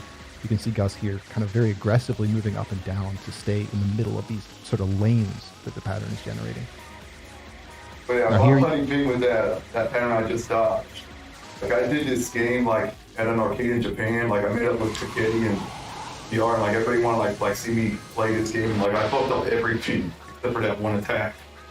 Oh no. All right, so here he wants to move over with kind of a specific timing that'll help set up this pattern better. If he moved over too aggressively, this pattern would have fired a whole extra volley because the boss would have been in the wrong position. Now here on right before the fourth set, there you go, the fourth set of those little pink rings, he wants to move over to the other side. That'll prevent... Know your shit. I watched your video. That'll prevent one of those sets of orbs that he just milked there. It won't fire a big ring of pink bullets, and it'll also help him move into position against the right wall for the start of this pattern. I was really surprised to hear that this pattern isn't random, or at least that it has like a structure to it, because to me this looks like complete chaos. But you know, you were talking about, you recognize specific parts of this pattern and can use those as visual cues to move through it. But yeah, by controlling how that pattern is generated, he's able to prevent some bullets from spawning on the very far left edge there, which makes exiting that pattern much easier. Woo, whoo! That was spicy. All right, so this is now an even rep, which means we're going to get some from both of them. Yeah, there you go. Nice. Cut back over, and there you go. Look at the score just flying up. Every time one of these big cancels happens, that's more points on the counter, more bullets canceled, and a lot more score. So we're at, I think, 635 million right now. And ideally, we want to lead the stage with well over 1 billion. So there's moments here where Gus is, he's not shooting. He's doing that to help control the slowdown and regulate damage against the boss. So he does want to shoot sometimes during kind of the start and end phases of that purple rain pattern, because if he doesn't do that, there won't be enough slowdown. The pattern will be too fast. But during the middle section of the pattern, there's some specific visual cues that he looks for that will allow him to stop shooting and still be able to dodge, because the slowdown will be sufficient that it's possible to kind of navigate the pattern safely.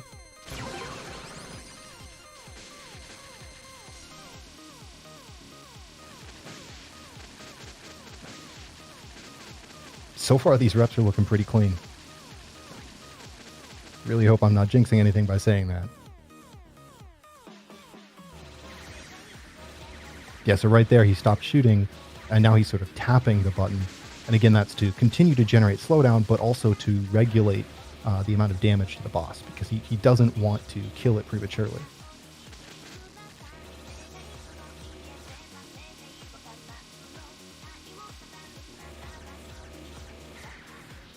Nice.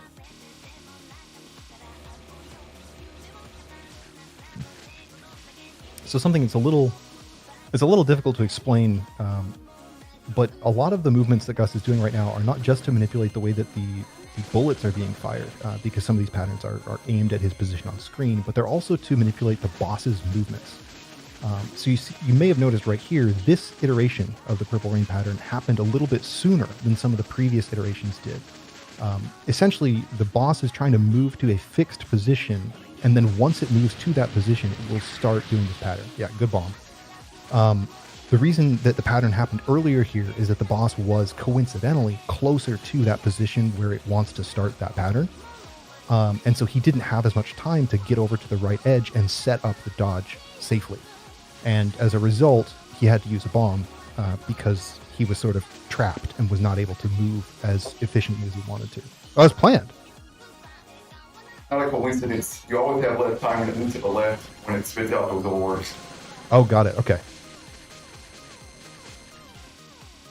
Yeah.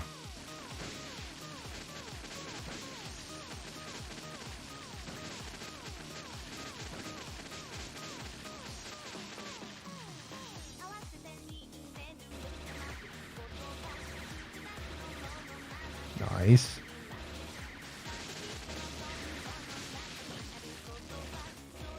Damn, I'm playing a lot better than I expected. Nice. Yeah, so far this has been very clean. Shit. Oh, 4 reps there. Still made it. That's Nice. awful, actually. Yeah, now you're... this is not planned. Nice. Oh, really good recovery there. That was the backup strat. Okay.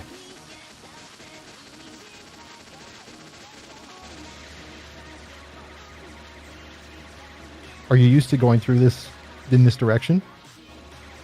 That's what I used to do. It wasn't as consistent as I liked, so I switched to like doing everything on the right side. All right. That was pretty good, though.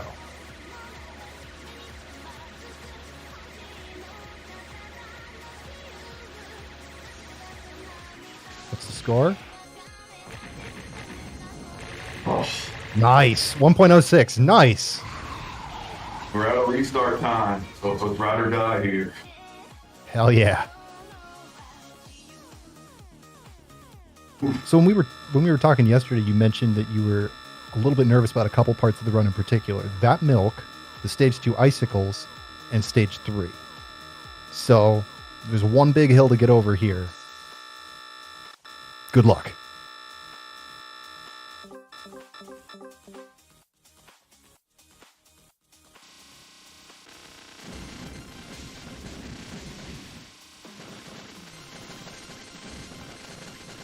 Early part of stage 3, we're going to see a lot of very aggressive movement at the top of the screen, like we did just there at the start. And then again, sort of some delaying on some of these kills. Like this big enemy here, we might see a little bit of a delay. Oh, okay, not as much as I expected, actually. Yeah, I'm fucking nervous to delay that shit.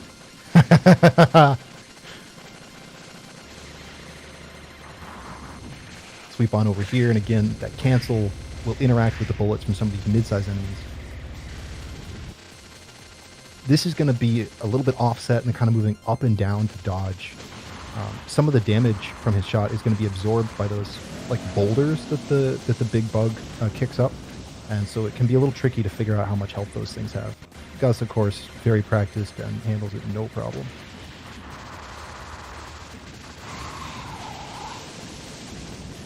Do you think you're going to go for the double cancel on the next big flying one before the mid-ball? I don't have a choice. All right. That was so nasty.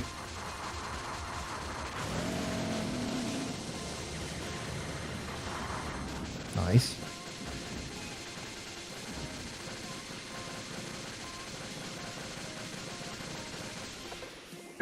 Ah. All right, so here he's going to get a cancel off of the enemy below him. What the hell? And then a little bit later off the one on top. Yeah, it didn't quite work out correctly there. Yeah, that was so weird. Especially. It's all right. Just bring it Oh, back. damn. Oof. That's a move. Up here, this looks completely insane. Oh, okay. Okay. Shit! I'm gonna time my bomb! Okay. Sit down. Sit down, boys. But let's hope that I did not kill that other nut. It's all right. Just Damn, get I'm back in fucking there. wall. Okay. It's a new day. This is it. This is our moment. You got this. Yeah.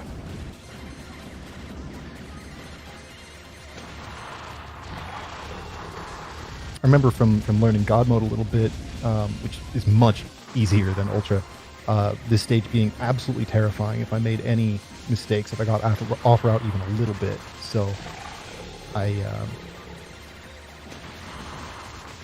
glad that you seem to be back into it.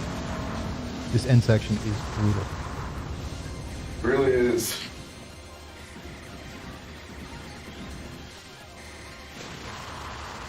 Nice.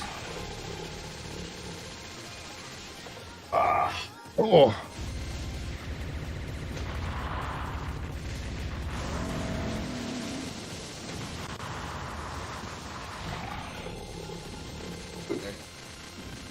Come on. Yeah. Nice.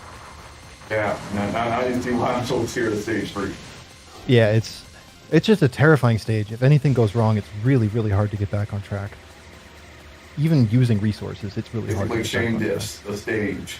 Mm-hmm. I wonder. Not- I'd like to see Ultramania look at this boss actually. Like that transition between like the second attack and the first attack. That's another deal where sometimes it just happens like super fast. I've also gotten caught by this one much earlier than I expected. The transition between the previous attack and this one here. I don't know if that's happening. Okay. Might just be a skill issue, as they say.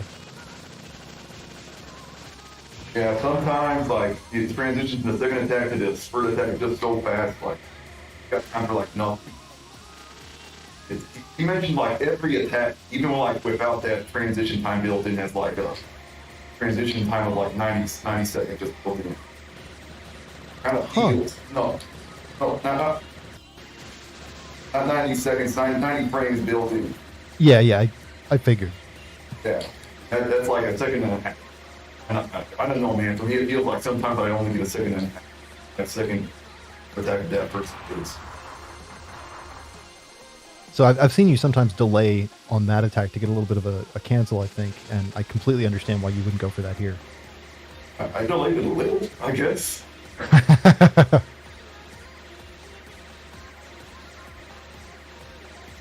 Also, I didn't really have a good opportunity to mention it, but the second phase of this boss, there's some really spectacular misdirects that Gus was doing there to kind of control how that pattern was being fired. It's really, really fun to watch. A lot of the bosses, especially in Stage 5, there's a lot of really cool misdirection happening in the boss fights in this game. Yeah, by the way, like there's an item limit on how many gems can be on screen. Like after a certain point of bullets, it doesn't matter how many more bullets there are. Just get the same amount of points. Oh, really? Yeah, like there was one time like a week ago or so where like I sat down in Maine with like SMC bullet count Lewis script.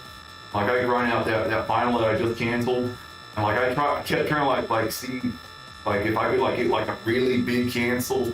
Like pretty much every time I just got the same points no matter how many bullets were on screen. Oh, that's wild. Okay. I guess it kind of makes sense that there would be an entity limit, like for performance reasons. But it's kind of surprising to hear. Oh shit! Right. Oh god.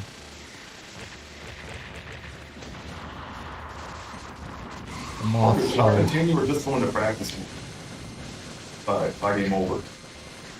Up to you. You know, I think at this point in the game, you're pretty close to max power, right? So Yeah. the continuing wouldn't make a big difference. I think it'd be nice to feed through if that's all right. Yeah. I always thought like at events you're supposed to like not continue, but I thought okay. and I thought the piece by continuing and nobody cared, so yeah, well why not? Okay. Yeah, that was kind of odd because it's some different.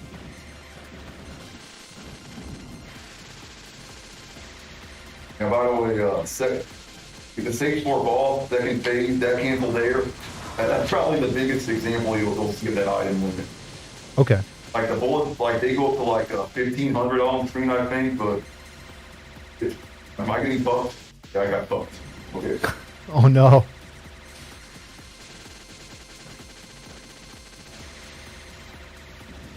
Nice.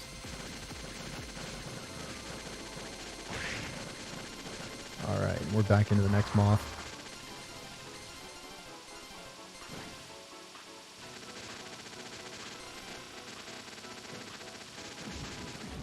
I have no idea how I didn't die.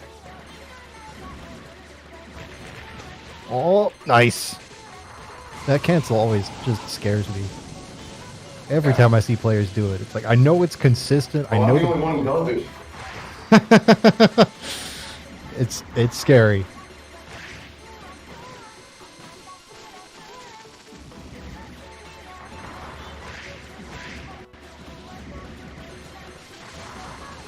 Really nice control. I was gonna die.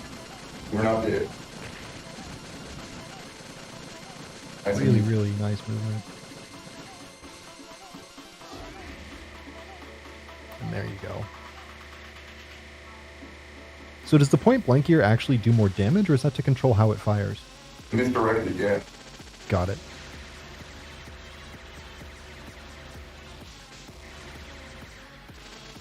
I thought I was gonna kill it by accident, but Nice.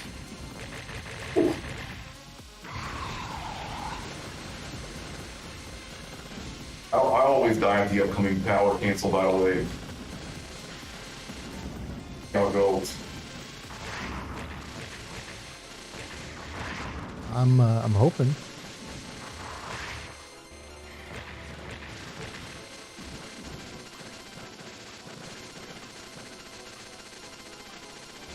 Oh, nice.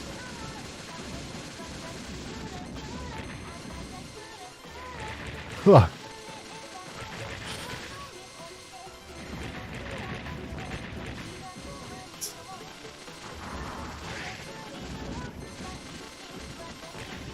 Shit. Got the bad habit. Oh, Yeah, so we're at max power, so.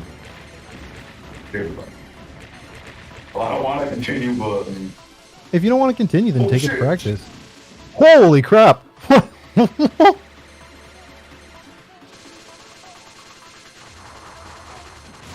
Whoa! All right. Wow. Nice. Yeah. Not how I want to be doing this game, Yeah. by the way. Yeah, this is not on route at all right now.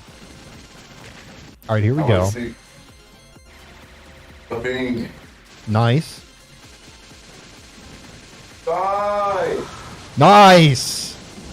Nice. So this is a setup that Gus has been working on a lot recently, and it relies on a particular quirk of how Abnormal Palm's laser works, where it actually damages both the thing you're shooting and something that's kind of above it on screen. So he was able to damage both the caterpillar and the sort of praying mantis at the same time there, which is part of why he was able to set up what looked like a completely insane cancel. And now here on this moth, this is really, really scary. Nice. Yeah! Oh, God.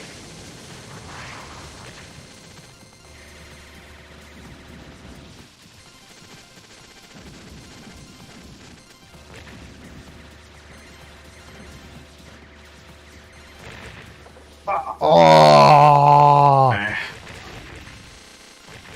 Oh! Yeah. 57. Here we go. Guess I'll be going for it. Yeah, forward cancel. Why not? Yeah. Well, that was awesome. It was great to see the squid milk go so well, and I'm really glad that you're able to do the new strat for the mantis and the caterpillar there. Well, yeah, and when that part where I died, it was mainly just like bad RNG. Like, I got a moth that like spawned like right in front of my shop. Like, I couldn't like kill I had to like, the moth like survive longer than it's supposed to. That happens sometimes actually. Like, the deal with that end part is like, there's two moths that have just like random spawn locations. Sometimes like, they'll even like spawn totally off screen. Oh, no.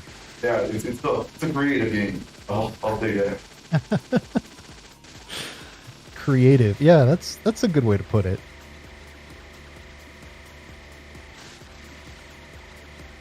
Very, very aggressive movement up there to stay on top of that pattern.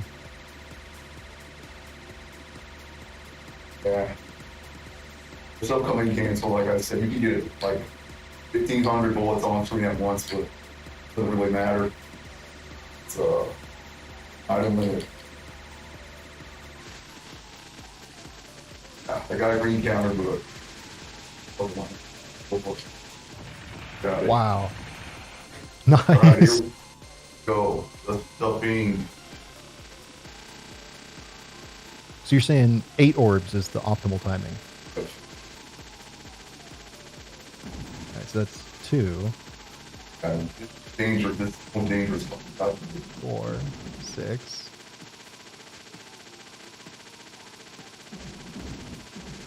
Oh, huh. Okay. Oh, you meant... And it's the A set. See, it's set. Yeah, okay, okay.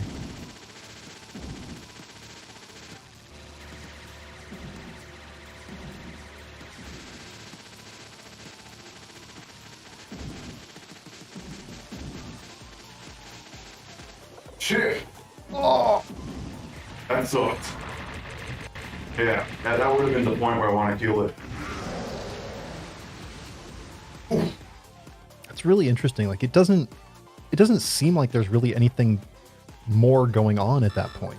And yet, like you know from your testing that you get a lot more points there. I'm really wondering what the difference is, where those extra bullets are. Here we are. That's an element of low range speed. There were enemies that were supposed to fire that didn't really fire. That range actually exists in this game. Bullets go faster, enemies fire like they're supposed to. That's something a little Poppy found, by the way. Not believe that there was range until I asked him to test it. Yeah, actually, I didn't know that there was significant rank in Ultra. And there's the lanterns, man. This opening part is just terrifying. This whole part just feels weird. Both are going slower than they're supposed to go. Doesn't Yeah, feel right. I was gonna say, like, is this throwing you off with things at lower rank?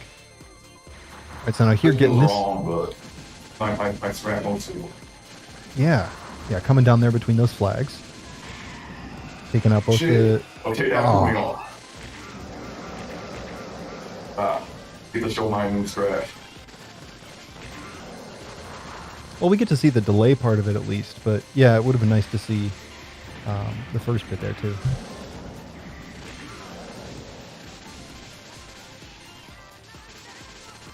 All right, so here he's regulating damage against this big guy. He wants to.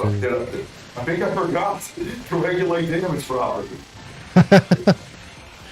It's all right. You're just delaying a little bit longer. That's good. No, you just delayed it a little longer. Don't worry about it.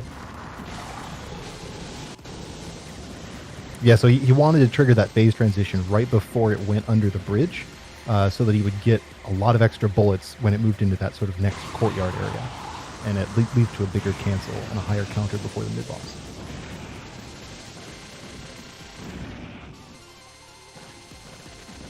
Yeah, I'm actually not used to having like kill those rooftops with shot. That's the consequence. Yeah. And that's because the death throws off your counter timing, essentially? Yeah. I spent so much time in practice mode and so little in full runs, I kind of forgot it's actually possible to get perfectly. Simply. I imagine that's... Oh, man. Oh, okay. That was really scary.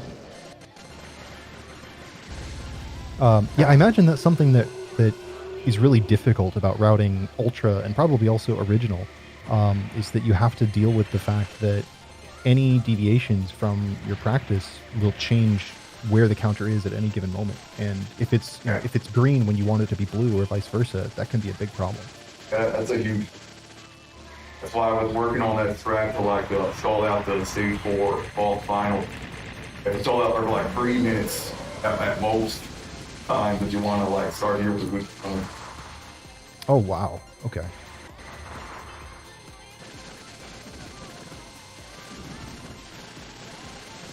Shit. Oof. So here it's going to be really important to pay attention to how he's manipulating the lanterns. The lanterns will generate a cancel, but they will also fire revenge bullets unless you're sitting almost directly on top of them when you destroy them.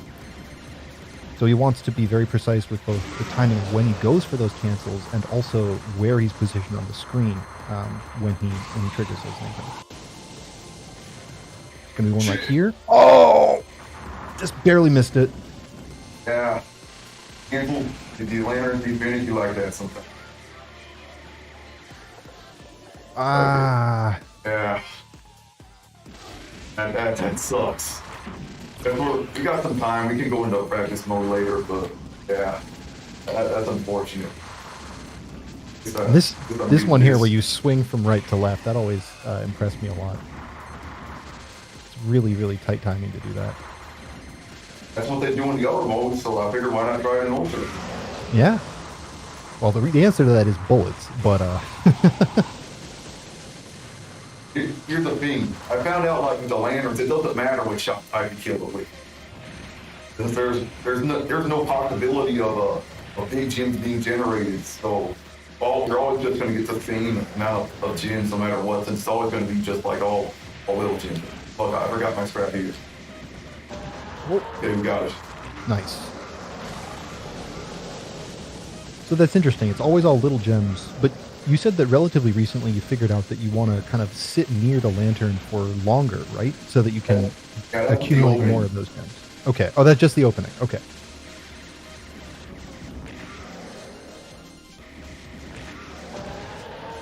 That's my setup there. Looking.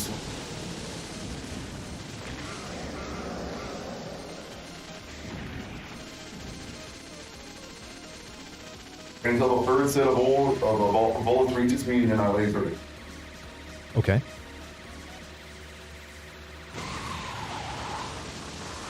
Yeah, this stage I rather kind of hard. You don't say. Oh, that looked really nicely timed, though. Yeah, that's a new thing I kind of found out. Like before, I was like trying to get like right up in the face of those like flying dragons, but I found out like if I hang back, I actually have an easier time and I get more gems. I have a better collection.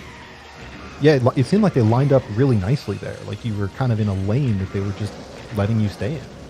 Yeah, pretty nifty. Yeah, very, very cool.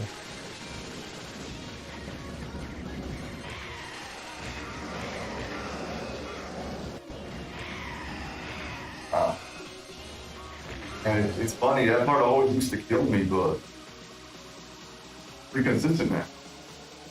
The dragons specifically, or just that whole final section leading up to Larsa? Yeah, that whole final section.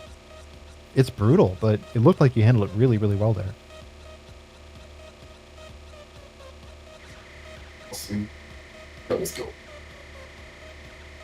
Are you ready for the hardest video game boss ever? And because I continue, I can't find the TLB. Oh yeah, that's true,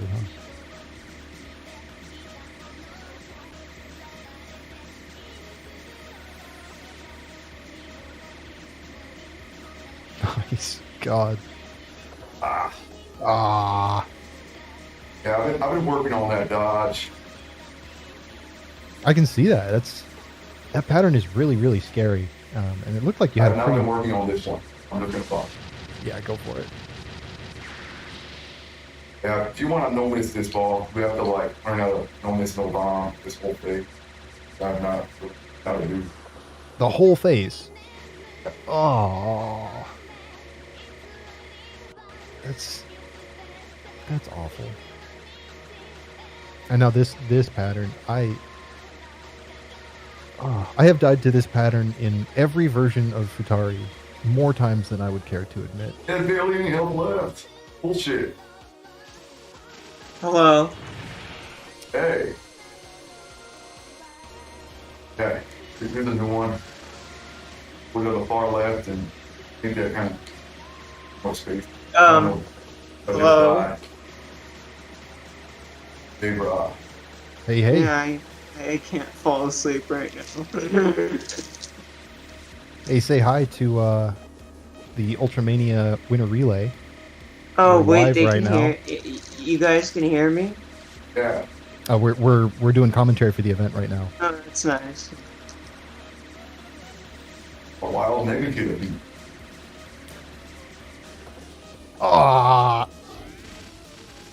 It's those moments right at the end of patterns like that where the slowdown changes, where most of the bullets are gone and suddenly things get faster. I'll be honest, I wasn't really paying attention there.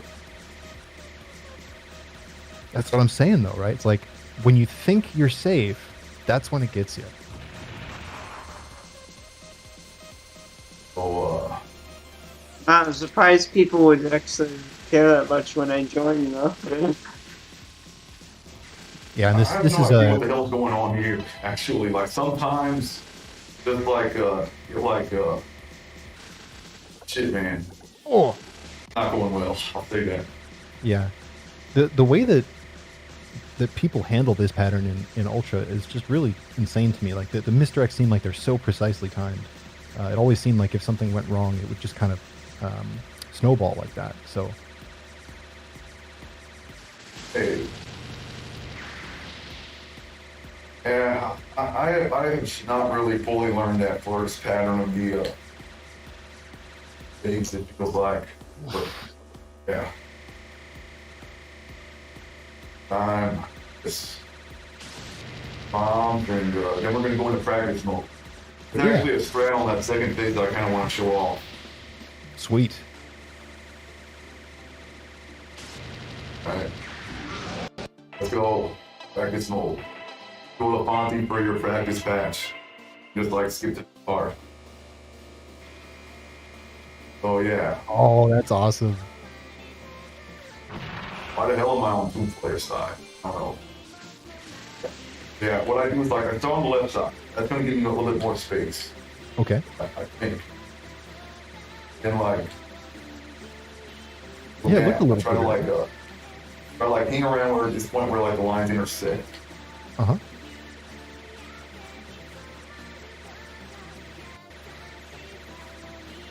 Yeah, see? Nice. Yeah. Yeah, the way this pattern kind of squeezes and then relaxes again, like it's very easy to lose track of the fact that the space you're in is getting smaller and just get hit by those walls. So that's really cool that you have nice. You have a setup for it. Yeah.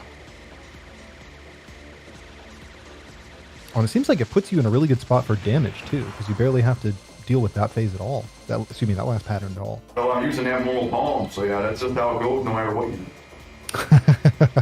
I want to show off the route that I made for the right side. The right side. That's really the important part. Since like before, that part was that pattern was just that direction was just like seeing its bluff. Yeah, we didn't get the right side that time, so yeah, I'll try again. Oh, so is it random which way it goes? That's random. Yeah, like before, if it's like starts on the right side, it's just like seem like it's almost certain depth, and you're just gonna want to get. But yeah, that's what I worked on, trying to find a setup to like get that shit. And back to this one. Yeah, I guess we got some time here. We got like 19 minutes left. Fill out. Oh, wait. So is this like practice? Yeah, we're just like doing a bench, showing off some strats here, basically. Yeah. Yeah, the actual run is over, and there's some time left, so it seems like a good opportunity to show off some strats and some parts of the run that maybe didn't go as well as we hoped. Yeah, that's a good idea. I heard. We got I it. think. Nice! Oh, nice. That looked really scary. Yeah. I'm just looking at the schedule right now. I think in 2 runs we're gonna have like Gradius free. Like I can't like live. Like that's right. gonna be something. 2 Gradius free runs, one on the SNES and one on the arcade. Well, the arcade one, that's the one to look for. Like that. I don't. You guys know how hard that game is. Like. Yeah, Fleetwood's a fucking beast. Oh. Fleeko, yeah. Although, you said the SNES version's not worth watching. I would strongly disagree. No, I'm not. I'm not saying that. I was just saying like that's the one that I'm really surprised by because it's like that's the hard one. This Mr. X setup is, oh man, like you make it I have no work. idea why it works. Sometimes I get a full bunch of bullets in the face, and sometimes it just goes fine. Yeah, like it looked so smooth there, but man, it looked horrible in the run. Yeah, right. But yeah, not to discredit the other guy, Well, I was also going to make a joke about the Gradius 3 SA1 hack, which is if people haven't tried that's fantastic. That's great fun. Is it harder or like easier than the arcade version? I don't have enough experience with the arcade version to comment on that specifically, but it's basically the game without any slowdown at all, and it's really, really, really funny. Like, does arcade have slowdown at all? Like, again, I don't have enough experience with the arcade version to really answer that question properly. I just know that a friend of mine brought the SA1 hack of the Super Nintendo version to a shmup meet that I was at a while ago, and it was absolutely insane. Like, a bunch of really decent players, including somebody who has a lot of experience playing Gradius 3, and like I think in 2 hours only one person made it out of stage 1, like that kind of thing. Gradius really... 3 moment.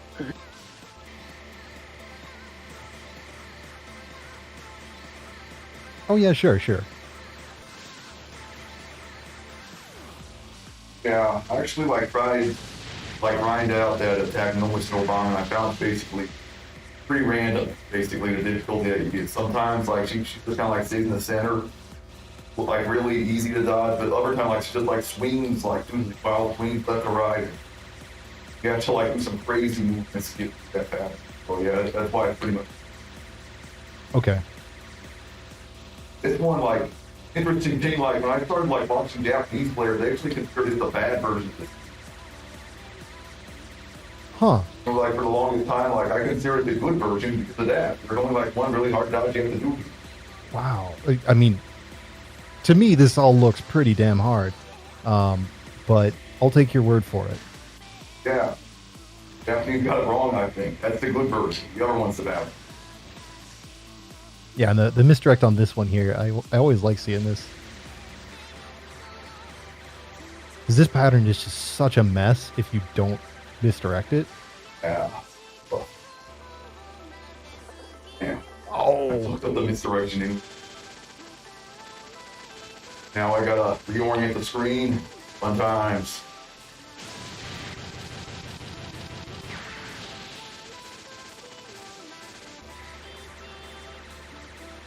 Be like that.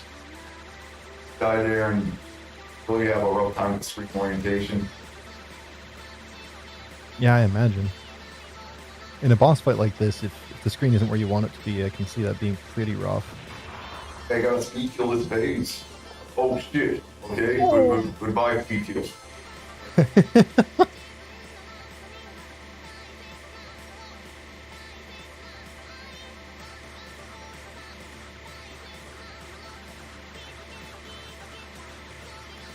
Why was that so easy? Sometimes I struggled so much with that pattern. At times just fell into my lap basically. Yeah. Yeah, it seemed to work out quite well. And your strategy for it seems pretty good, trying to kind of dodge towards the higher side of it as they come down, giving yourself a little more space. There's the most high thing when actually no miss no bomb is. Oh! And not like Accidental. Did not know miss no bomb. Oh, what are you, Toho player now? I know, does that you play Toho? No, because that's what people do in Toho. They no miss no bomb. Well, you want to know when no bomb in K2? I think the element won't play more. Oof. Yeah. Okay. Let's focus. Let's try to get at least one good dodge. I've not been doing well at this pattern lately. Let's see one good dodge. Well, that's not going to be a good dodge. Okay, one more. It's going to be the one. It's the one. Okay. Next one. This is the one.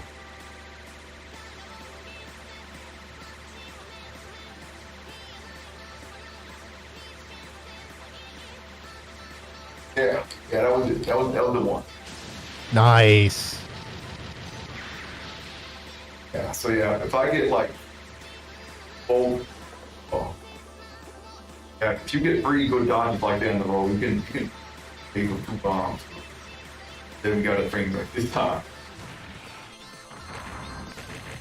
And yeah.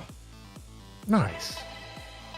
Yeah, and one thing I want to explain with that second phase, that misdirection that I do, thing is normally you get really inconsistent slowdown when it does that turn.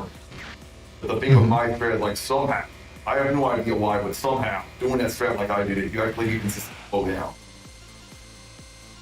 Yeah, it's kind of dodgeable. Okay.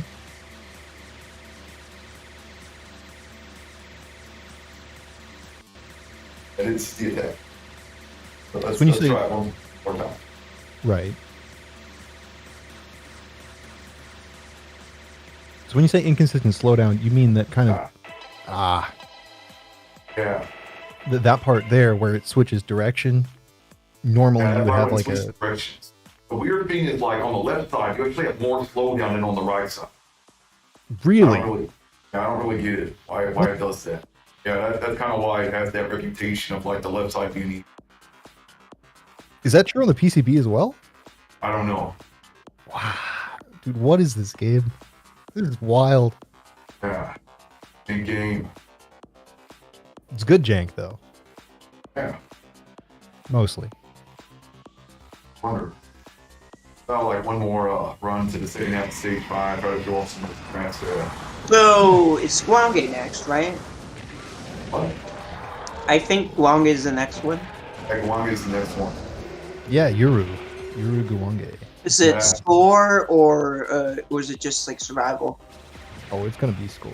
Oh, Yeah, because It's gonna be real cool. scoring that game is like I know you have to do like game long chains, right? Like Mm-hmm. Yep. yeah, no, that's a tough one. That game absolutely destroys me, but I love the aesthetic of it, and seeing people play it well is always really interesting. I do enjoy. I've played Guange. It's a fun game. It's like the caves like kind of take on Outzone. That's kind of how I feel about it. That's an interesting comparison, actually. I hadn't really thought of it that way. Yeah, me neither, man. Execute's kind of smart here. I mean, you know, considering the kind of history of it, it makes sense for Cave to kind of be inspired by Toleplan. Like, Oh, nice! You got it this time. Yep. Nice. Yeah, absolutely. The connection there in terms of the kind of the company and the staff transferring over absolutely makes some sense. just like how Katsui's style is kind of an There we homage. go.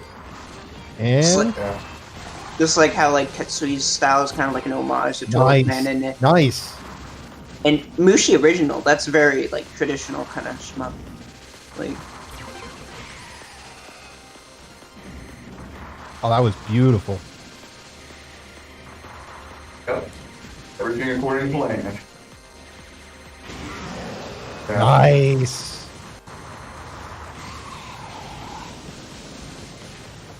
That was not nice. Oh, right at the end, right after everything else, man. Oh, Fucking Jim's covered up like my vision.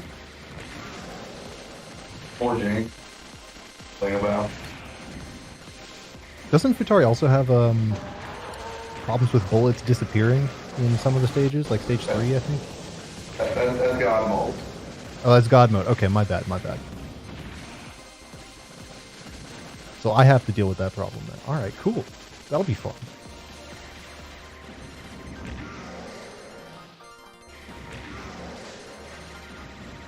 Here we go. That's my setup. I got good Nice. time in there. Oh yeah, that just completely cleans the screen there before the dragon comes on. Yeah.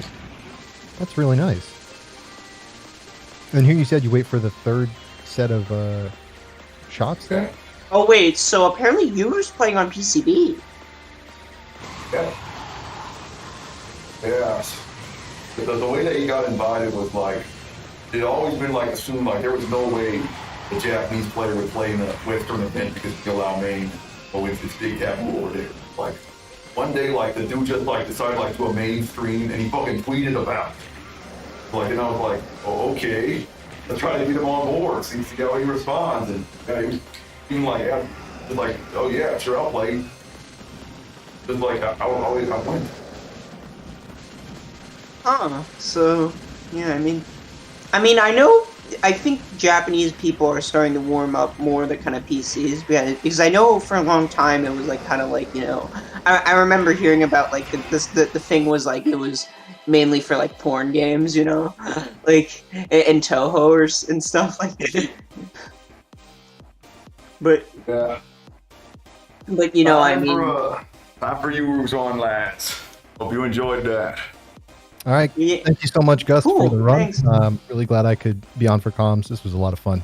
Yeah, very having you, man. And best of luck to Yuru. Yeah, that'll be fun. Yeah, time for the raid. Yeah, GG. GG.